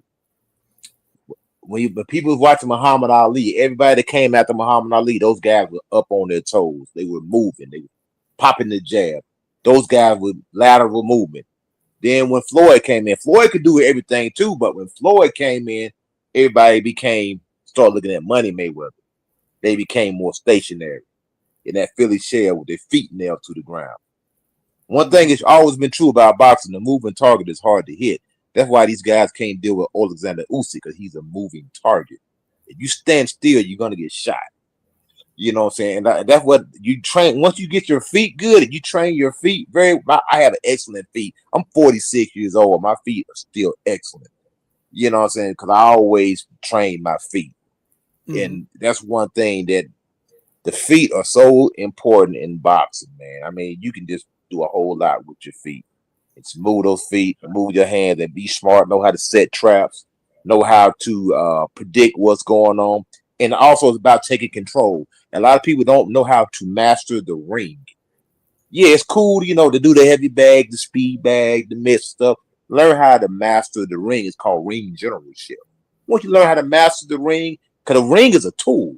And once you learn how to use it, like you said, a lot of people don't even know where they're at in the ring. You know what I'm saying? So you got to know the ring is like your house. That's what my trainer always told me. The ring is like your house. It's your home. And you got to feel comfortable in your home. So once you learn how to be comfortable in the ring and comfortable in that storm, then your fight game is going to go to a whole nother level, man. But like I say, the dads, they don't know that. They just look at a couple of YouTube videos and think, oh, I got it. Oh, I've been watching you for 2 years. I said, bro, the pool of knowledge that I got is so in depth. Let me tell you how crazy I used to be. I got old VHS tapes. I used to sit up 3, 4, 5 o'clock in the morning and make my own boxing tape, dude. Just tape stuff off of, USA, tape stuff off of ESPN, classic fight. I make my own fights, man. But this was before YouTube. So that's why you got to be a student of the game, man. And it's one thing about that knowledge of the boxing game. You always learning in boxing, man. Right. Look, my pop in the comments right now. He said most parents are distractions. That's a fact. Yep. Oh, I see him. Yeah. Okay. I see him. Yeah. I see him. Yep. Most parents are distractions. That's a fact, bro. And it's sad because the kid will be talented. That's what be crazy. Like the kid will be talented, or you know what I'm saying? They want to follow your lead, but the parent be just interjecting so much that it's like it just fucks up the whole dynamic that you got going on with that kid, bro. It's crazy how egotistical these parents be. And this shit not even just boxing. It just be in sports all over. You know what I'm saying? Like it could be with football, basketball, wrestling, whatever the case is, bro. These parents are always around, and they wasn't shit doing what they was doing in their life, so they be trying to live through their kids. You feel what I'm saying? Nah, you're exactly right, man. I had one kid. This happened like recently. He got mad because everybody wanted to be the big dog in the gym. Everybody wanted to be the best in the gym. So this other kid come in, and this other kid was a little bit better than him. So he gonna get mad because the other kid better than him. I said, that's what you want. You don't want your guy to be the best in the gym. You want somebody that's gonna push him, that's gonna make him work, that's gonna make him to get better. You know what I'm saying? So and they want to get mad. Well, you ain't doing this, you ain't doing that, and then they want to blame you for everything. Oh, he lost the fight because of you. And then God forbid you lose a fight. You know what I'm saying? Your coach ain't no good. Now all of a sudden you ain't no good. But what usually happens, they start going to these other gyms, right? They start seeing what it's like out there. They start seeing the landscape. And they be like, you know what? They always come. Our kids, they always come back, man. I mean, they could be gone for years, and they be like, they see, you know what? This is the best. You the best trainer I ever had. It took you all that to go around to all these different gyms to see what I'm telling you is the gospel when it comes to this boxing. You know what I'm saying? Like my old trainer, he called himself the boxing wizard. You know what I'm saying? I said, I'm the wizard junior. You know what I mean? So like I say, the old trainers, man. I'm telling the old trainers, man, they know the game, man. I'm telling you. You get you one of them old trainers, you sit up under their tutelage, man, you're going to learn a lot, man. You know what I'm saying? Sure. Yo, what's up, Pop? You hear me? Can you speak? You hear? You muted. Yeah. All right, I hear you. What's going on, Pop? Yeah, we were just talking about, how the gym be going. He brought up a good point. He was talking about how like a lot of these fighters, they easily manipulated by outsiders. And I spoke on a couple, I didn't bring up no names, but I brought up a few examples of like how fighters, turn their back against their trainers, how they'll never be wanting to pay gym dues, but always got nice sneakers and clothes and all that shit. I was even talking about how like parents be getting in the way of these young kids boxing and shit. I don't know what's going on, but I'm hearing everything that's coming through my earphones double. Like everything you're saying, I hear it 2 or 3 times. Oh shit. I don't know. It might be the headphones, Pop. No, I unplugged them and it's the same thing. Do y'all hear that, y'all? Let me see. Yeah. Just like a huge delay. I got my phone on mute. I only hear you one time. I got my phone on mute. I only hear one time. Oh, your YouTube tab is probably open, Pop. Your YouTube tab open? You probably gotta cut the YouTube tab off so you could just talk directly through StreamYard.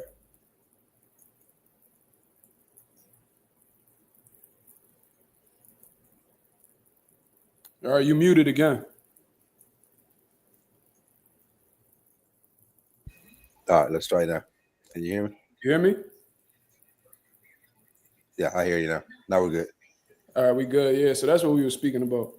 I missed what you said. I can't understand what you're saying. Oh no, we was just talking. He was this is a coach from out Atlanta, by the way. His name Coach Eddie. Hey, brother, salute, brother. Yes, sir. Yeah, so we was talking about how, like, you know, these fighters. I think this is a great discussion because we talk about it all the time at the gym. How, like, these pro fighters are easily influenced by outsiders, and how they, you know, we've gotten fucked over in the past by a few of them. Speaking about, you know, how, like, they'll never be wanting to pay gym dues. They always got, like, these nice sneakers and clothes, and, you know, how trainers are pretty much some of the most fucked over people in the sport of boxing. And then we was talking about how parents, how the way they be interfering with their kids boxing, and, you know, how they, you know, try to live through their kids and interfere with what they got going on, and things like that. So I wanted to see what you thought about it, because we talk about this all the time. Oh, well, I mean, when you talk about fighters, even before we talk about you know, the kids, you know, fighters are very, very entitled, you know, and throughout the years, you know, I manage a lot of fighters, and this is why the fighters I train I also manage. And one thing I learned is that you got to give fighters a bare minimum, bro. You know, we have guys that, you know, believe that management is supposed to support them, you know, and as a manager, we actually work for the fighter, you know. I hope you know how I do it with my guys. I help my guys as much as I can, but once that whole entitlement bullshit starts, man, you know, I have no problem letting them go. You know, they get comfortable. Fighters don't want to work anymore. Fighters are worried about what other fighters make. You know, they need to understand that everything, your paycheck depends on what your amateur pedigree is. You know, and they feel as though they don't need to pay gym dues. They want to borrow money and not pay back. You know, and that is a huge problem these days. They see these fighters on, you know, on TV making these huge amounts of money, and they think they're gonna go straight from the amateurs and making this amount of money. And it's not reality, man. You know, I personally know a lot of fighters that you constantly see on TV fighting on pay-per-view are not 100% broke. You know, they just don't care where the money comes from. They just want to be taken care of, and they are financially literate. They don't know what to do with their money. As soon as they get a bag, I know guys that I have fought with guys outside of Philly that have gotten paid at another state, go straight to the jewelry store, and then have to borrow money to get back home. You know, yeah, you know what I'm talking about. That's crazy, man. I had a guy that we went down to we fought down in Fort Lauderdale. He got a nice check. The next day after the fight, he went to the jewelry store, got 2 grills done, and a watch. Stood out there 2 more days with his girlfriend, and they had no money to get back home. So, you know, stuff like that. You know, other fighters just feel as though they don't need to pay their coaches. You know, then you have the little ratchet ass girlfriends that want to come in and get involved in my business. When I have a deal with a fighter, nobody gets involved in my business. You know what I'm saying? If that's your chick, that's who you chose. If that's your dad, if that's your cousin, your mom, I don't really give a shit. My deal is with you. You see what I'm saying? So I don't discuss business with anybody else but my fighter. and I had a I had a female I had a fighter who we come home after a fight. He comes to the gym to pay the trainer. Now his girlfriend said, "Why do you have to pay the trainer? The trainer didn't fight." So, yeah, yeah, and stuff like that. I mean, it happens all the time. But I just believe it's total entitlement. They're just entitled, and guys like that, I have no patience. I have way too many fighters for that. We have, we're too busy for that stuff, man. I just feel bad for it. See, managers, we're protected. The coaches are not protected. And that's what happens. So I'm at a point in my life right now that I wouldn't train no fighter that I will manage. That's my guarantee. That's what guarantees my check. You're a very wise man. Cause my trainer told me the same thing. Jerry Hill, like I say, he's 80 years old. He's in the nursing home right now, but he's out of Fifth Street Gym. He managed fighters. He promoted fighters. Same thing. He had a couple fighters fight for the title. He said, "You got to get paperwork on these guys, man. If you don't get no paperwork on them, they're gonna skate out on you, man." You know what I'm saying? Especially you putting your money, a lot of times you trying to build a fighter, you put money in this guy, man. You know what I'm saying? Next thing you know, you put 15, 20. It's easier to put 15, $20,000 in a fighter, and then he skate out on you. You know what I'm saying? If you ain't got no paperwork on this guy, man. So you have to do that. Man, I mean, I even had fighters, man. I know these guys got paid. I come work with these guys, 6 week, 7 week training camp. Oh yeah, when I get my fight first, I'm gonna pay you, man. The dude might go make $60,000, $70,000, then come back and want to give you $200. I think, man, you just made 70 bands, dog. You gonna give me $200, man? Come on, man. Yeah, that's crazy, bro. That's nasty wait, work, man. I know of a my least favorite fighter. Marcus knows who it is. You know, man, and this dude went on to fight.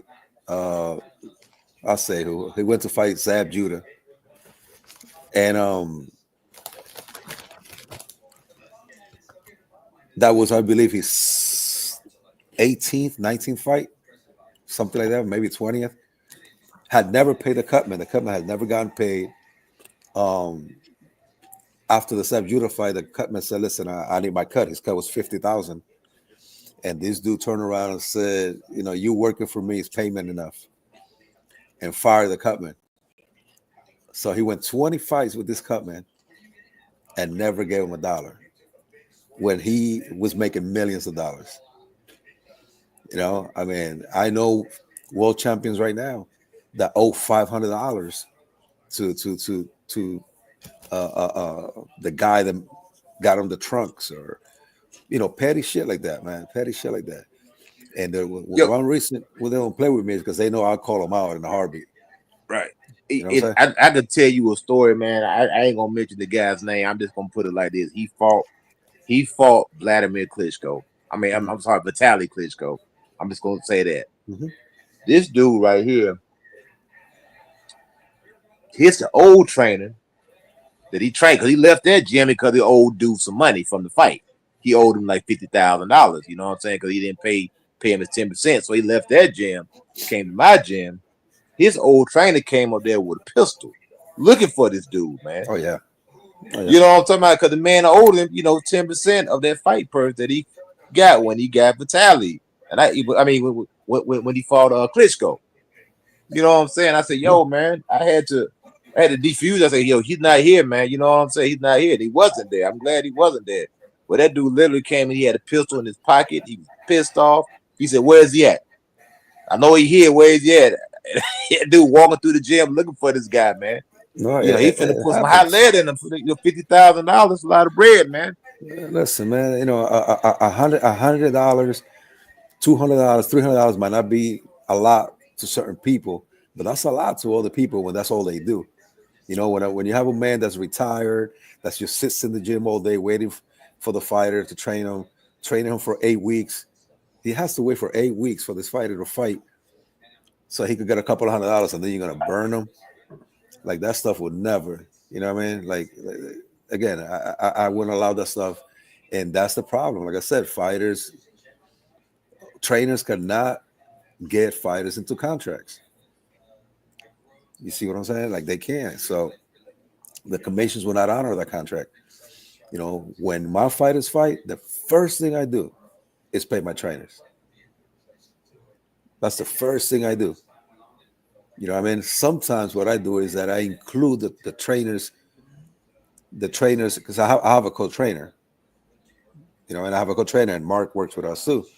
So the first thing, sometimes what I do is I include everybody's paid on my percentage, and then I pay them.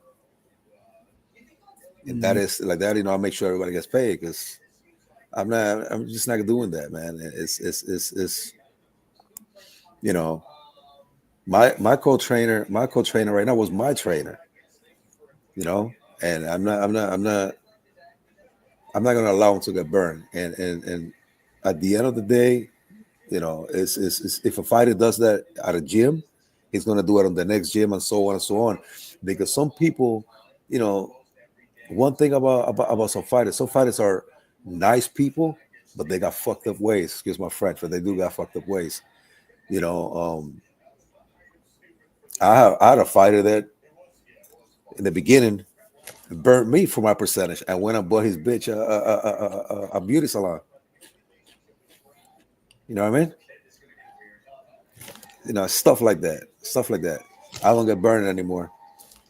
You know what I mean? I get paid. If I don't get paid, then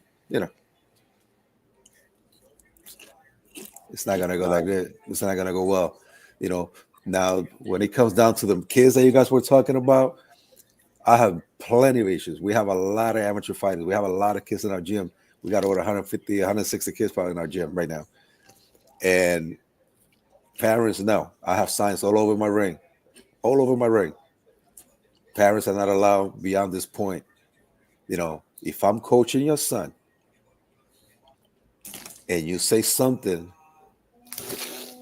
that is not exactly the instructions that we're giving them, you will be removed. As simple as that. Sit down and be a parent. Parents want to live through their kids, and a lot of these parents are just ain't shit parents. Punk ass dudes that never amounts to anything.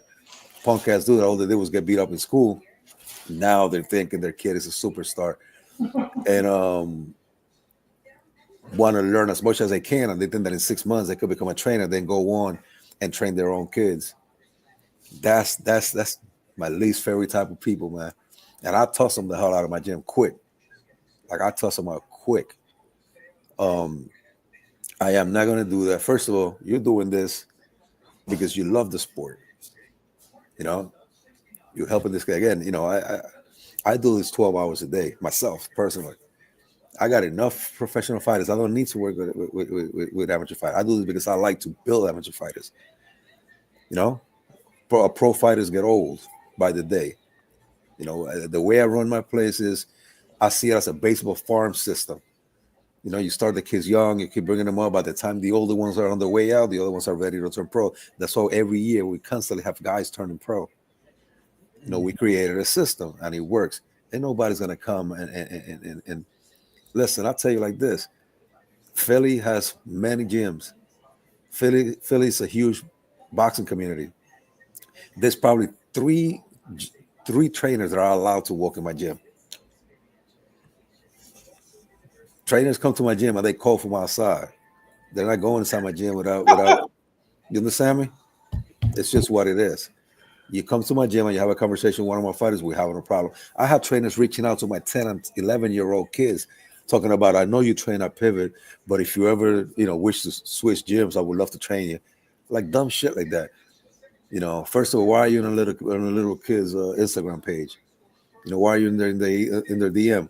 So, That's again, shit. It is. I don't allow any of that bullshit in my gym. Pro fighters toss out of my gym. I had, trainers. Hey man, listen, I want to go to you. No, you're not allowed here, bro. I know what you did at the other gym. You're not gonna come and bring that shit over here. But that's the problem. Parents want to live through their kids, and YouTube had created a whole new breed of wannabe trainers. I'm so fed up with this whole business that when they call me and they say, listen, I want to bring my kid, my first question is, do your kid has any experience? Oh, yeah. Who trained your kid? I train him. No, thank you. And I hang up the phone. Simple as that. It's as simple Dang. as that. Oh, yeah, that's just how it goes. You know how many people be like, I'll train him in my basement. Keep training him in your basement. And I hang up the phone. Same thing when guys call. Do you have fighting experience? Yes. Where did you train at? Oh, I'm a street fighter. I bang the phone. Simple. Like I have no time or no patience for this bullshit. There's too many clowns that have turned the sport into a fuckery. How This about sport has turned how about the guys who never lost in jail? right. Those two. Yeah, I call them tough guys. Bunch of tough guys. Yeah. Listen, I've seen too many guys walk into the gym. We're on the second floor. We're on the second floor. I've seen too many guys walk up the gym and roll down the steps. You see what I'm saying? And it happens. It happened. And I tried to convince them, Oh my oh, god! just relax. But they they come from jail. Oh, I was doing 1,500 push-ups in jail. I was running 10 miles a day. My man, it's not the same. Oh, give me your best guy. If you keep talking, I'm going to give you my worst guy, and it's not going to be good for you. And it always happens. And then we just beat them until they throw up. But it's just on the phone. I already know what it is. And again, it's YouTube and social media that's turning these guys into this watered down trainers. Because remember, we used to have a lot of boxing gyms. Even in Philly, people call Philly the capital of boxing. Philly right now, 90% of the gyms are fitness gyms because that's Yeah. where the bread is, that's where the money is. You're And all exactly these right. trainers now go to these fitness gyms and see who the trainers are. They all the time. They all the time. They go to jail, learn how to lift weights, and come out and think they could train boxers because they know how to build muscle. And this is why you have guys that are 10 and 0, 12 and 0, 14 and 0, and can't fight for shit because Can't they fight for cannot, nothing. their trainers cannot teach them the basics. I have undefeated pro fighters that come to me, and we have to break them down and start go right back down to their feet because they don't know how to walk, they have no lateral movement, and that's because they're going to celebrity and you know, but that's why they call it a celebrity trainers. So, and stuff like that. I see it coming from down the street, and I just you know, before our gym gets watered down, I'd rather shut it down. You Mhm. know, with a very last old school gyms. Might be 3 old school gyms left in Philly. Man, that's That's good. it. Man, I'm glad you're doing your thing, man. 'Cause like I say, Philly has a fight history. Now I'm down here in Georgia. Boxing is not big in Georgia, not Hmm. big at all. We more football. So Hmm. I train kids, and then like I say, I kind of stepped away from. I had a bunch of fighters at one time. Had good amateurs, man, good amateurs. And, had some guys who getting ready to turn professional and all that stuff. I had a few pro fighters that I worked with, but it seemed like every time I got a guy ready, to make the transition, that's when somebody step in with a checkbook, or I can do this, or I can do that. You know what I'm saying? Or I call it poison the water. You know what I'm saying? They say, "Oh man, I can take you here, I can take you there," and then your fighters is leaving. So I got to a point at one time, man, where I didn't even want any boxers, man. I kind of wanted to just work with the kids, you know what I'm saying? Get them self esteem, teach them how to defend themselves. I had got to the point I had even stopped going to tournaments at one time. I had got to the point that I ain't going nowhere. You know, I had got fed up with the sport where it was just like I just didn't want no fighters at all. Period. You know what I'm saying? So about now I'm getting back to the point where I do want these fighters now, and it's like I want to be able to take them to the next level, but these guys don't have the patience. They don't know what it takes. They want it to happen overnight. They think, oh, I can come train for 6 months and then do this and do that. So, no, it's a marathon. It's a lot you have to learn. This is a dangerous sport, man. You can get killed doing this, man. So you really have to know the end, all the X's and O's. And not only that, when I put a product out, I mean, I'm putting my stamp of approval. I always had a reputation of having good fighters. Always. And if you're not a good fighter, I don't care how long you've been in the gym, you're not up to my standard. We're not fighting because you're reflection on me. You're making me look bad. You know what I'm saying? And it is what it is, man. Between these fighters and I deal with a lot of promoters. I have different fighters signed with different promoters. And promoters know, man. Promoters, when it comes to my fighters, promoters don't dictate shit. You see what I'm saying? Promoters are lucky if I even let them negotiate. Like promoters need to understand that my fighters, we dictate who we fight. Your job is to put the fight together. That's it. We don't work for you.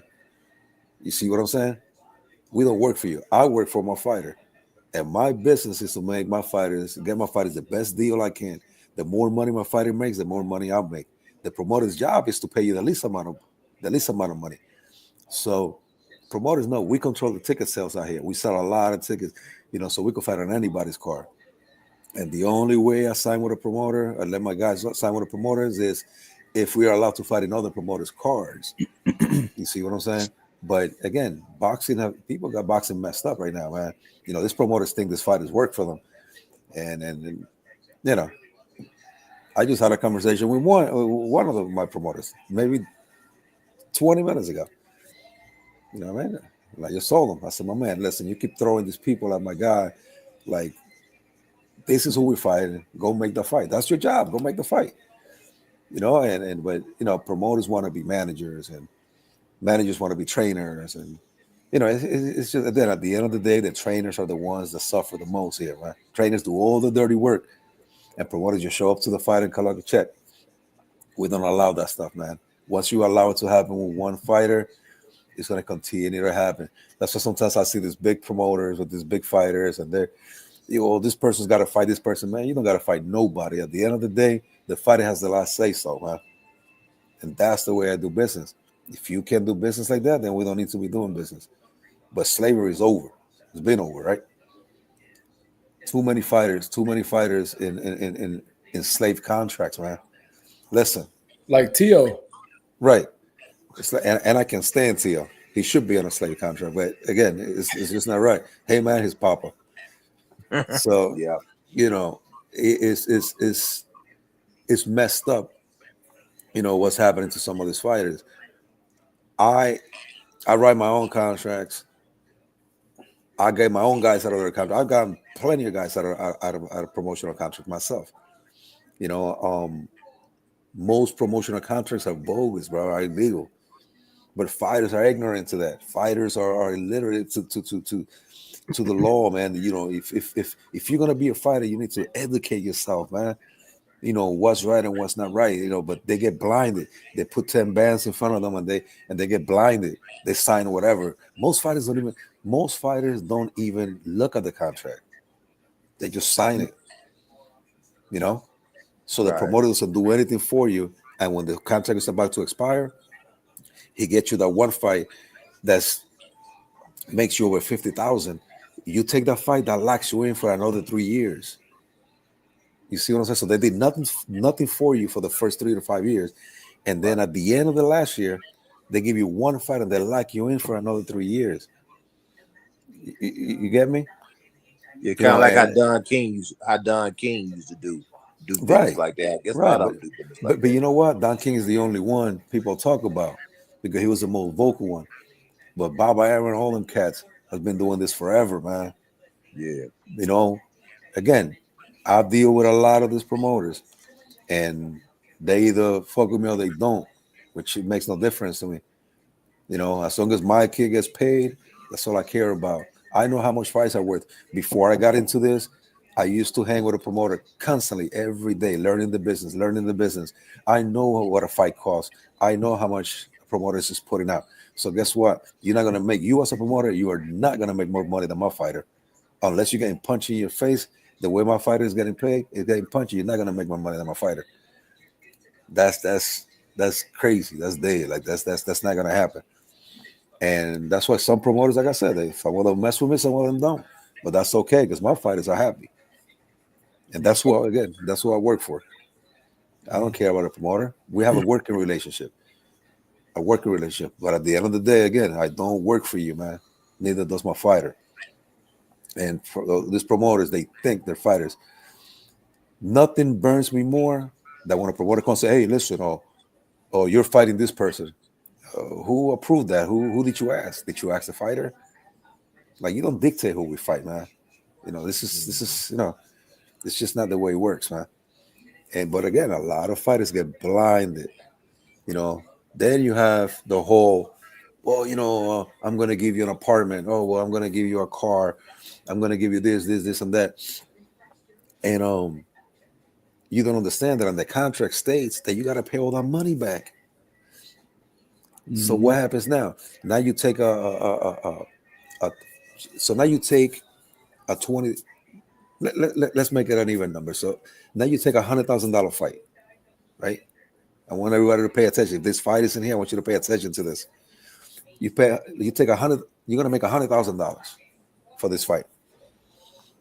Promoters don't pay your taxes because you are your own. You're your own boss. That's why they don't pay your taxes. You got to pay your own taxes, right? You are. You got to pay your stuff yourself. Now, remember, your check says $100,000. That means that if you paying your manager 30%, that leaves you 70%, $70,000 left. Now you got to pay your trainer 10%, right? That leaves you $60,000. Now you pay 5% to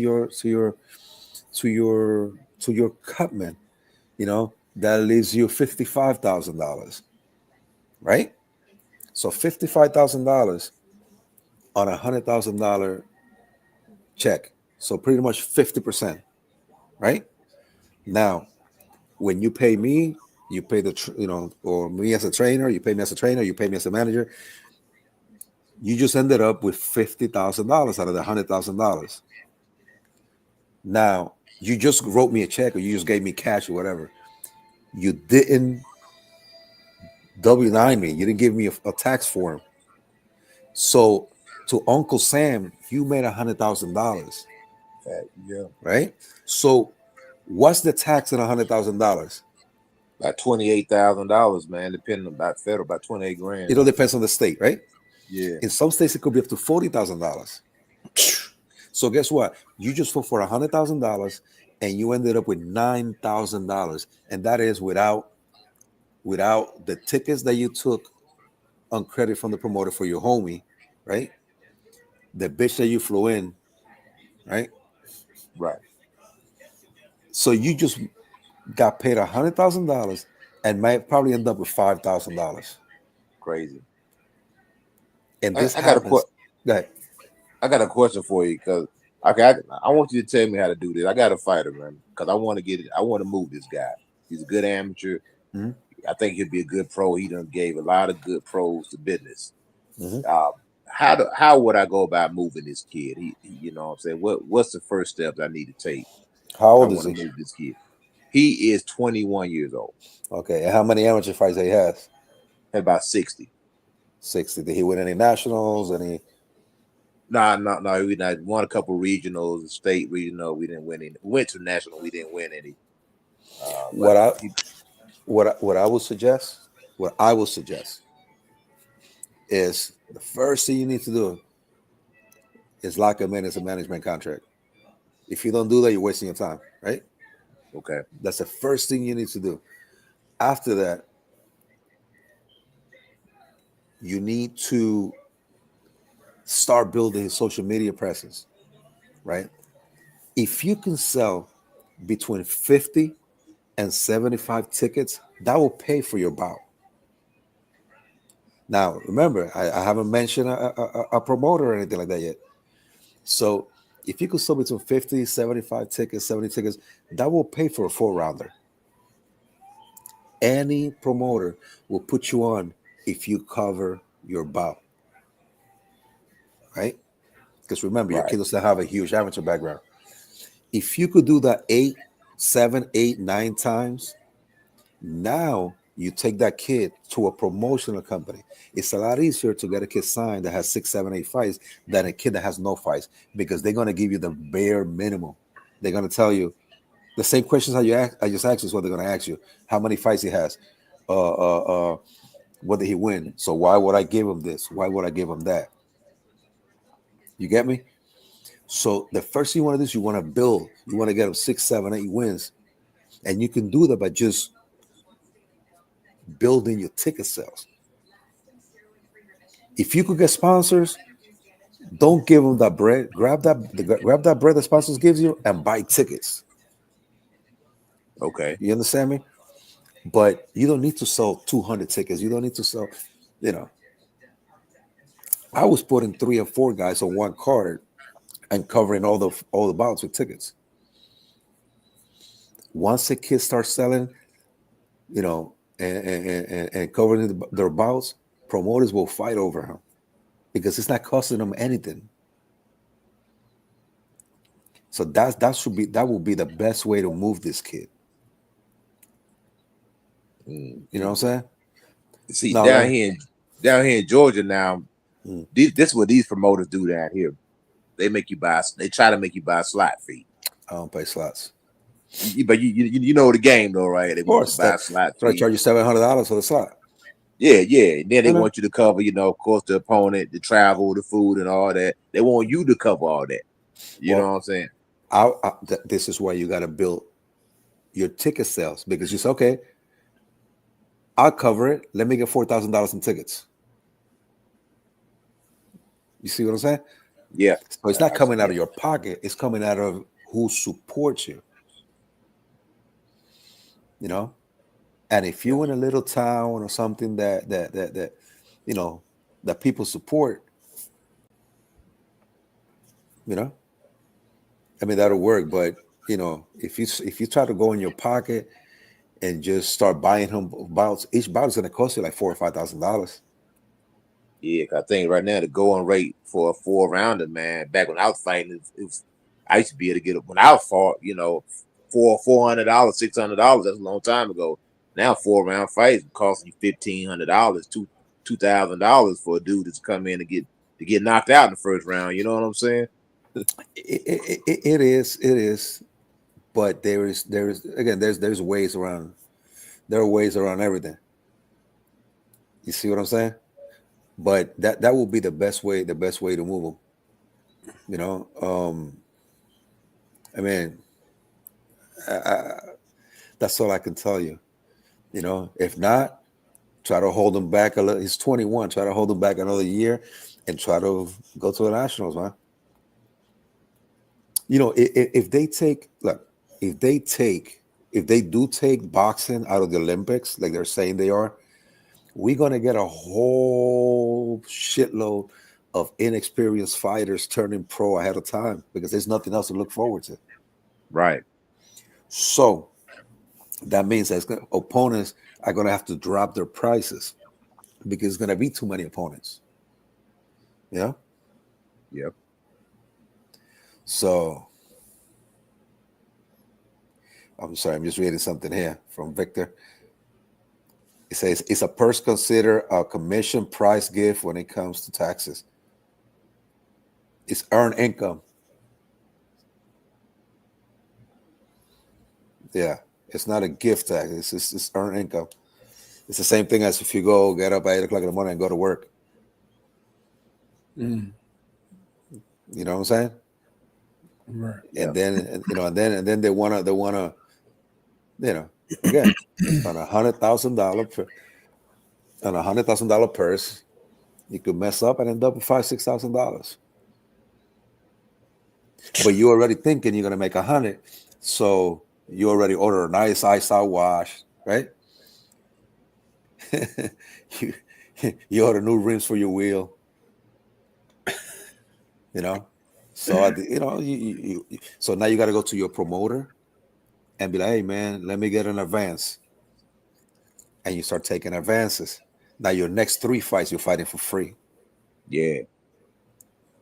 That was Don King. A lot of fighters were talking about Don King was taking their money, but they was getting advances from Don King.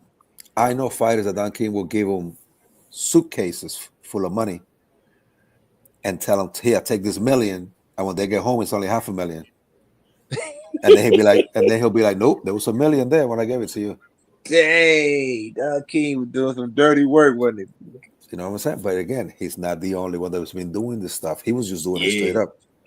And he had them goons with him too, man. So you didn't want to try Don King either, man. You got the goon squad, man. Here, Nate Johnson said, if you comp tickets, how much does the event need to make if you comp 200 tickets? I don't understand that. I don't understand the question. If you comp tickets, how much does the event need to make if you comp? Are you talking about as a promoter? What promoter is going to comp you 200 tickets?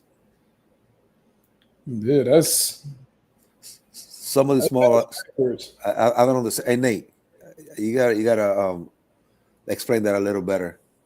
And I see someone posted here who I have between Shakur and Tank. I think Tank beat Shakur. But that's my but yeah, it's that's what. But yeah, so I honestly believe that the whole Olympic thing is going to change the whole boxing scene. But you know who's going to benefit from all this? Promoters. No, you're exactly right. He Now said I got a it. question. As far Hold as on. that Hold on real management contract, what do you put in the management contract? Like, I mean, Oh man, listen, this my management contract is about 7 pages, man. okay, I got you. What I could do for you, man, is you get with my son, man, and give him an email. I'll send you one. Got They you. usually Okay, charge I you. do. They usually charge you $1,000 to write you a management contract. Ooh. You know what?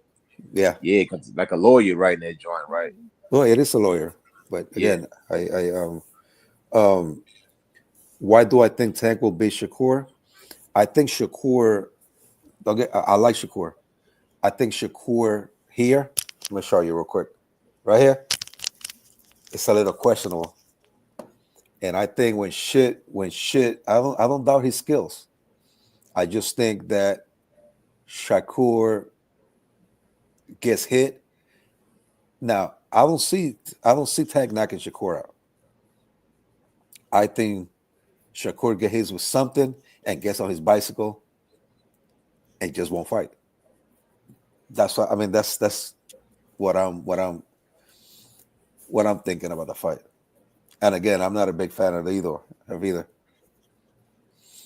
But Nah, you right about that because I'm thinking not only that, Tank being the A side, Shakur's not going to get a decision no, he's in not. that fight, man.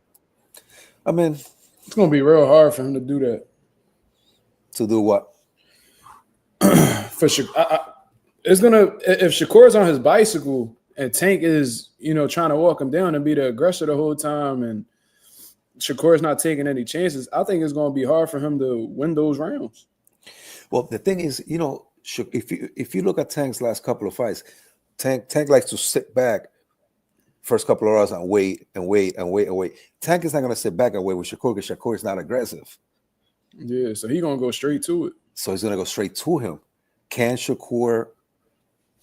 Shakur punch hard enough to make Tank respect him? We don't know, right? I don't think so, but we don't know. Again, anybody could knock anybody out. But I just think if I had to play the fight in my head, I think Tank's going to go forward. He's going to hit him with something. And Shakur is going to move and run around the ring a lot more than he usually does. Now, he's not going to get the decision. But because of his movement, I don't see him getting knocked out. Mm-hmm. Man, I don't think I'm too far from that's what I think. And the guy that wrote about the 200 tickets, he says if you're your own promoter. So who was it, Mark? So I'm assuming you're trying to become a promoter. Nate Johnson. It's a Nate. Nate Johnson. Yeah, he said if you're your own promoter. Okay, Nate, but you don't know how much you need to make because how many fights are you going to have? How much is each fight is going to cost you? Are these 4-rounders? Are these 8-rounders? Are these 10-rounders? So you don't know. You got to first thing you got to know. You got to know how much the show is going to cost you. And again, if if you are putting a show, why would you want to comp 200 tickets? It's a lot of money you losing. Like, What city is he in? If you don't mind me yeah, asking. yeah. Because a lot of times you can operate differently as a promoter. Like I know down here in Atlanta, man, these promoters, man, they make a lot of money down here because they're not paying for any of these bouts. They actually got fighters paying them to Oh, get yeah, on their card. You know what yeah, I'm saying? And yeah. all you gotta do is basically just pay for the venue, the ring rental. You pay the EMT, you pay the commissioner. Your surety bond. Listen, The insurance on the fighter, and that's it, man. You know what I'm saying? He said he in DC. yeah. So But yeah, so you have to first thing you need to do is how many fights do you want to put together? Who the fighters are? How many rounds do you want? And then are you gonna have pay bouts? Are you gonna pay all the fighters? Is this gonna be a pro-am show?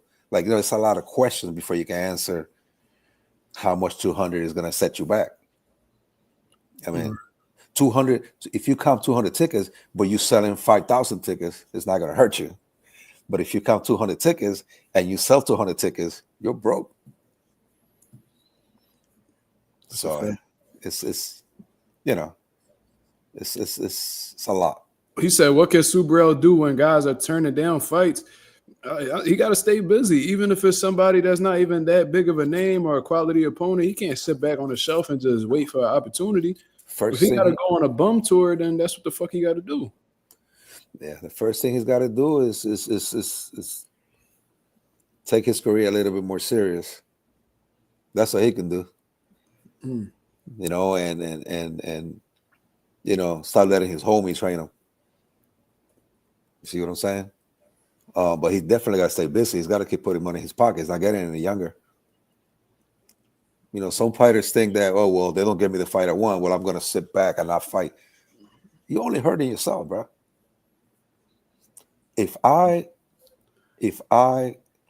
could get small checks with minimal risk, I'll take those all day long. Maybe I could get 3 or 4 fights before the big fight comes in, but that's 3 or 4 checks that I collected. Right. Again, a lot of fighters don't think like that, though. A lot of them is just becoming inactive and they just waiting for an opportunity, just assuming that it's going to show up. Opportunity sometimes doesn't come. Or it might be your last one. I tell my guys, we leave no money on the table. No money on the table. Now you're exactly right, because the guy you waiting around for, that dude might slip up and lose. You know what I'm saying? Now where you at? You know what I'm saying? It's like a bird in hand is worth 2 in the bush, as the old saying says. You know what I'm saying? So you got to do what you got to do. Victor Gallo, who's my favorite fighter to watch? I mean, active fighter or you could do both.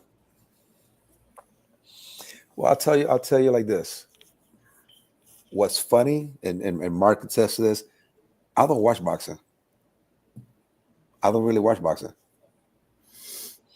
If I want to watch boxing, I watch fights from the 80s, fights from the 70s, from the 60s. I don't watch boxing right now. Turns my stomach.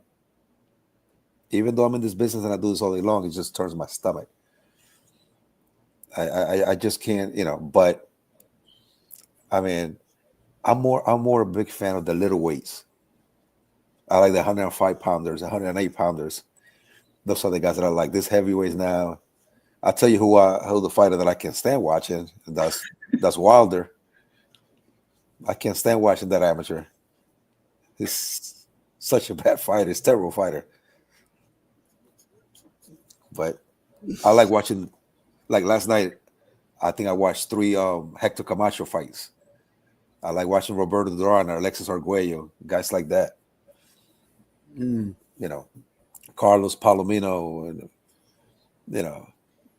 but fighters right now. I mean, Bam is a good fighter, active, current fighter. I like Bam, but in many fighters, that really make me interested. So, what's the most recent fight you watched?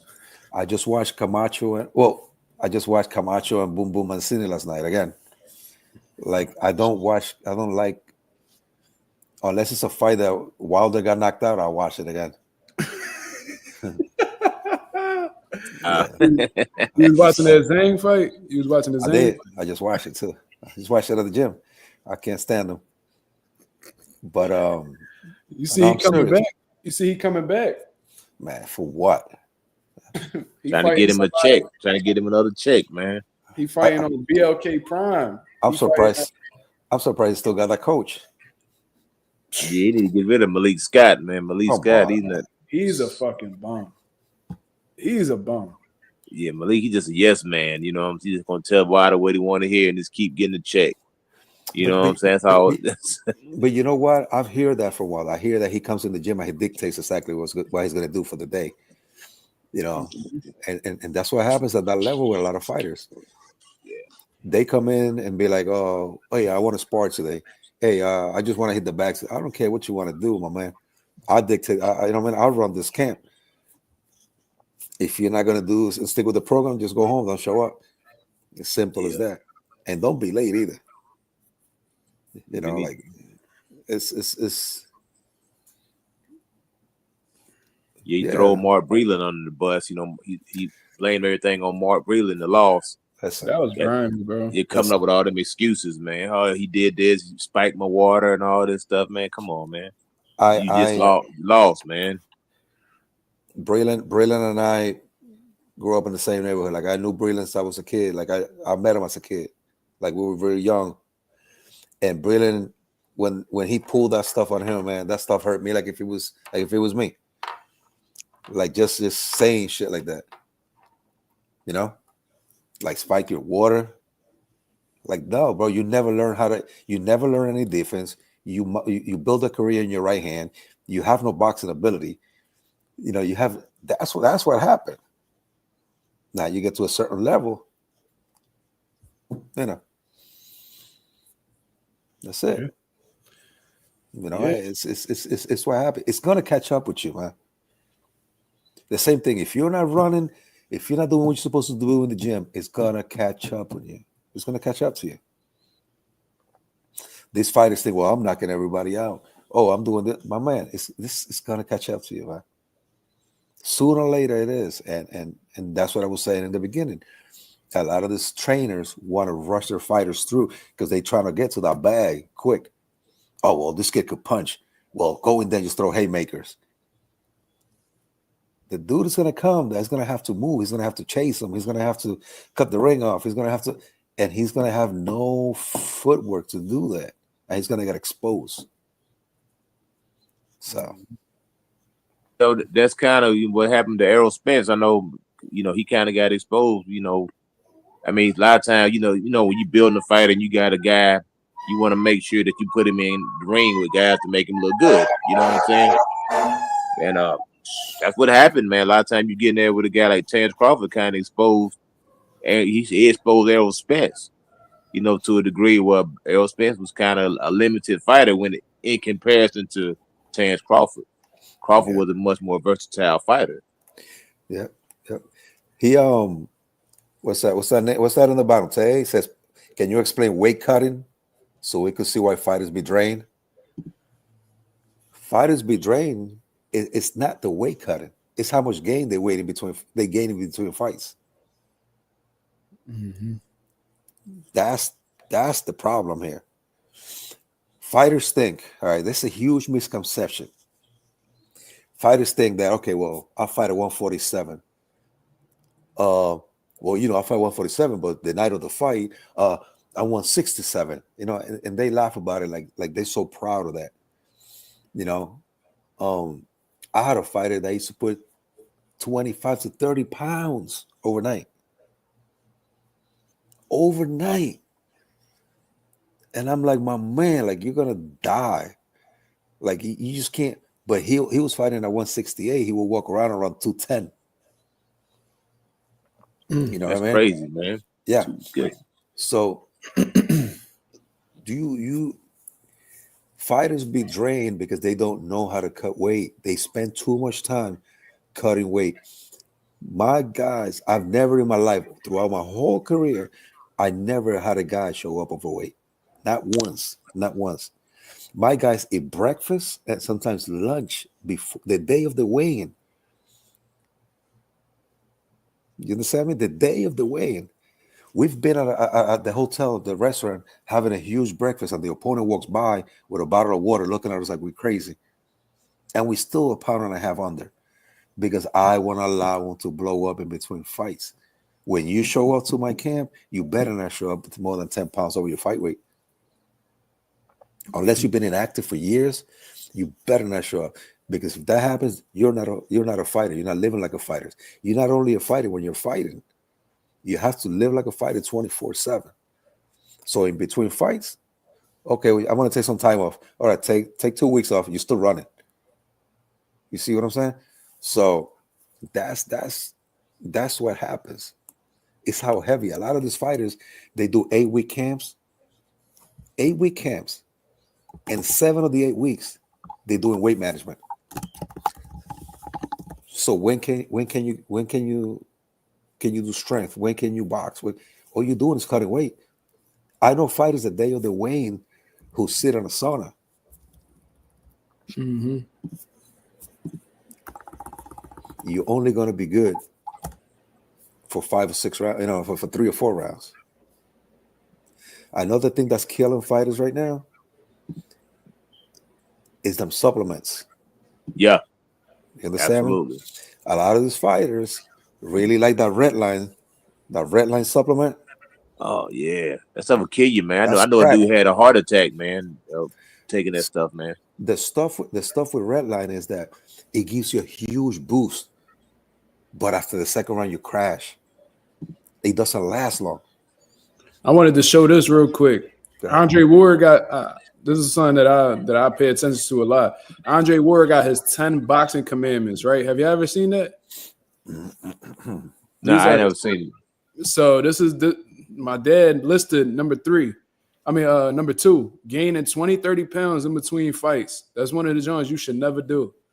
Putting drugs and alcohol in your system, only training when you have a fight coming up, believing in your own hype, loving the nightlife, believing you can't be beat, having a bunch of people around you who only gas you up and tell you what you want to hear, laziness, pride, and entitlement. There you go. I mentioned that sound like a lot of fighters, man.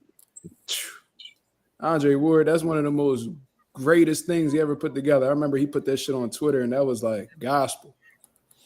Yeah. Yeah, that means that have a bunch of people around. I don't allow nobody in the dressing room.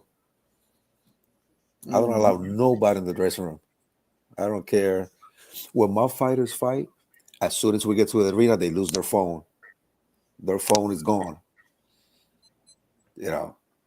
People want to call, ask for free tickets, all this stuff. Like they're at the door. I'm at the door, man. You give me a ticket. The fuck out of here. Yeah. But well, that's pretty much it, man. Like I said, you just gotta. One thing is, man, if you have a gym, you gotta take control of your gym, man. If you don't take control of your gym, people will use you, will destroy your gym, and then just move on to the next one. Right. Listen, I know world champions that don't have a gym.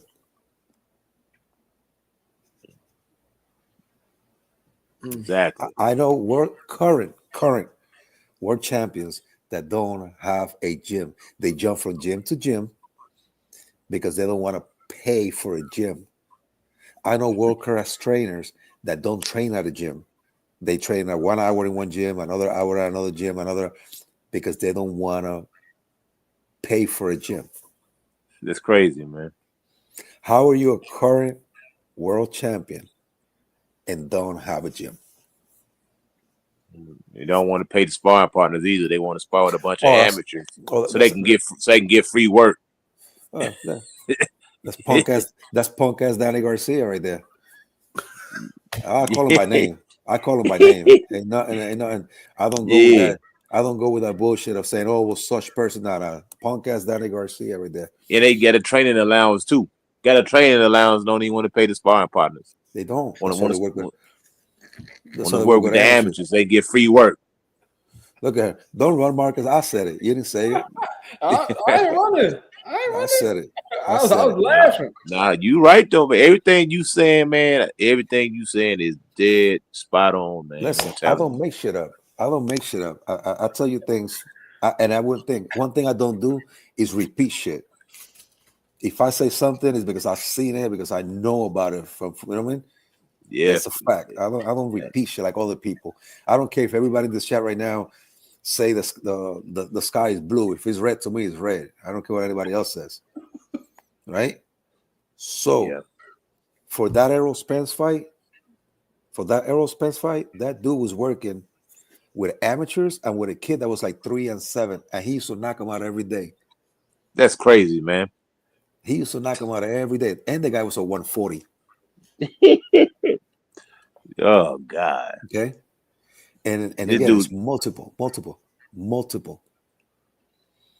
You know, they want free sparring, and then they want to beat on these kids. Like that's not gonna happen. So, looking like a. you right, man. There was another fighter from Philly who fought, that big fight. You know what I'm talking about? And he was sparring amateurs too, and then went over there and got fried. Oh, that he went overseas. Yeah, Yeah, same thing. Yeah. Well, what's funny? Yeah, they're homies. Yep. shit don't work, man. It's Want to gonna be catch want to up be to you. cheap, man. Want to be cheap, man. I got one of my homeboys, man. This guy done had opportunity after opportunity. I mean, he fought Steve Rose, he fought Andy Lee, he fought Caleb Truex. I said, all you gotta do is win one of these fights, man, and you're gonna get it. You're gonna get a 6-figure payday. He always lost. Bro. But the reason why he always lost because he wanted to train with people who didn't really know boxing because he didn't want to pay no trainer. You know what I'm saying? And that's what happened to him. Bro, it's a job, man. Like Yeah. you gotta pay your corner, man. Like, you know what I'm saying? Like you gotta pay your corner. It's now see the only way that I would not feel comfortable with getting paid is if it was my kid fighting. You see what I'm saying? Like there's no way I could take 30% of my son. You get me? Like I think even though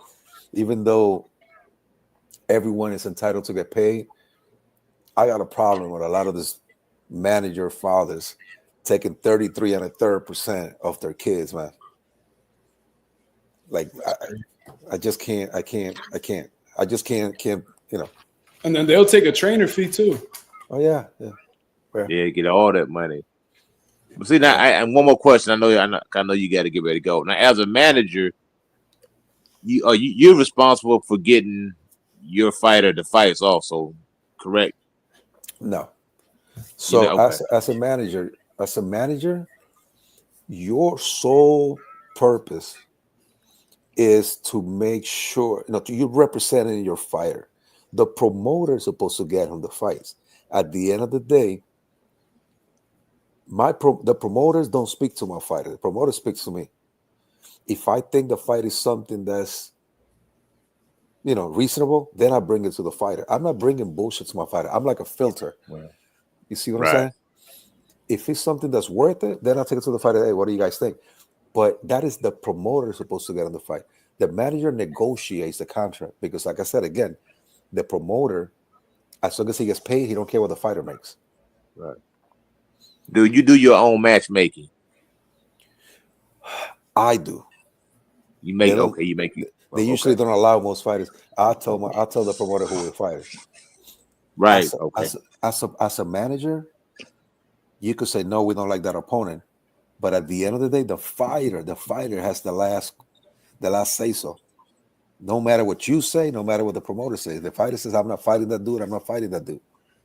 That's why when I hear fighters say, "Well, I need to speak to my team," and my team decided, "Oh man, you decided you're not fighting." Mm-hmm. I can't force you to fight anyone. I remember Jamal used to say that. Oh, I'm not a promoter, bro. I'm not a matchmaker. Man, such a hoe ass up. I just sent our promoter 2 guys today, and I told my promoter, find me these 2 guys. I need one of these 2 guys for my guys. See who's available. You know, like I have a junior middleweight right now. I told the promoter, go fight on that kid Vito. We want to fight that kid Vito, or we want to fight Fernando Vargas Jr.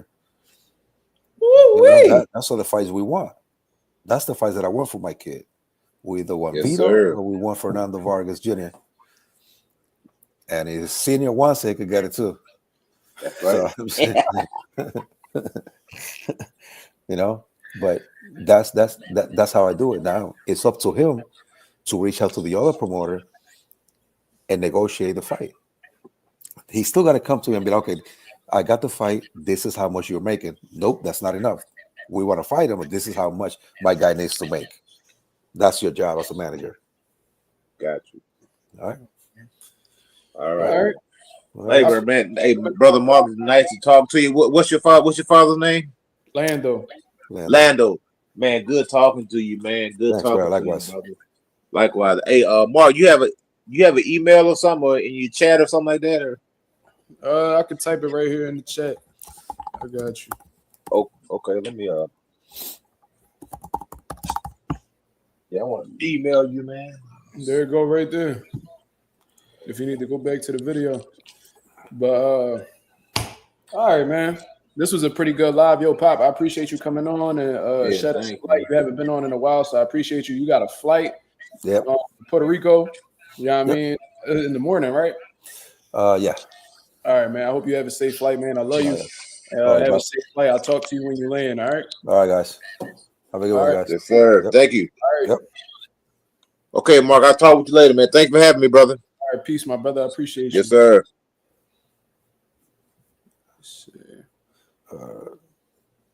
Chirac Savage said, your best live, Mark. Appreciate that. You don't know how to get out, Pop? Oh, all right.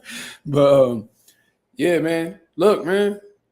Appreciate my father coming on here and shedding some light, man. I love my father's perspective because it's a knowledgeable one and it's a unique one at that. So always appreciate him coming through and, you know, showing love and all that good shit. Shout out to Coach Eddie for coming through and shedding light on his experiences as well. This is a great informative live. Great boxing talk as well. If you appreciate this boxing talk, please hit the subscribe button. We do this on a regular basis. And this is where the real and knowledgeable rest they head. You feel what I'm saying? So shout out to the nation and the mob, man. I appreciate you guys very much. It is currently 12:52 in the morning over here, and I need to get some rest because I got work in the AM. So I appreciate you guys very much. Have a blessed, beautiful night. I'm out of here, man. Peace.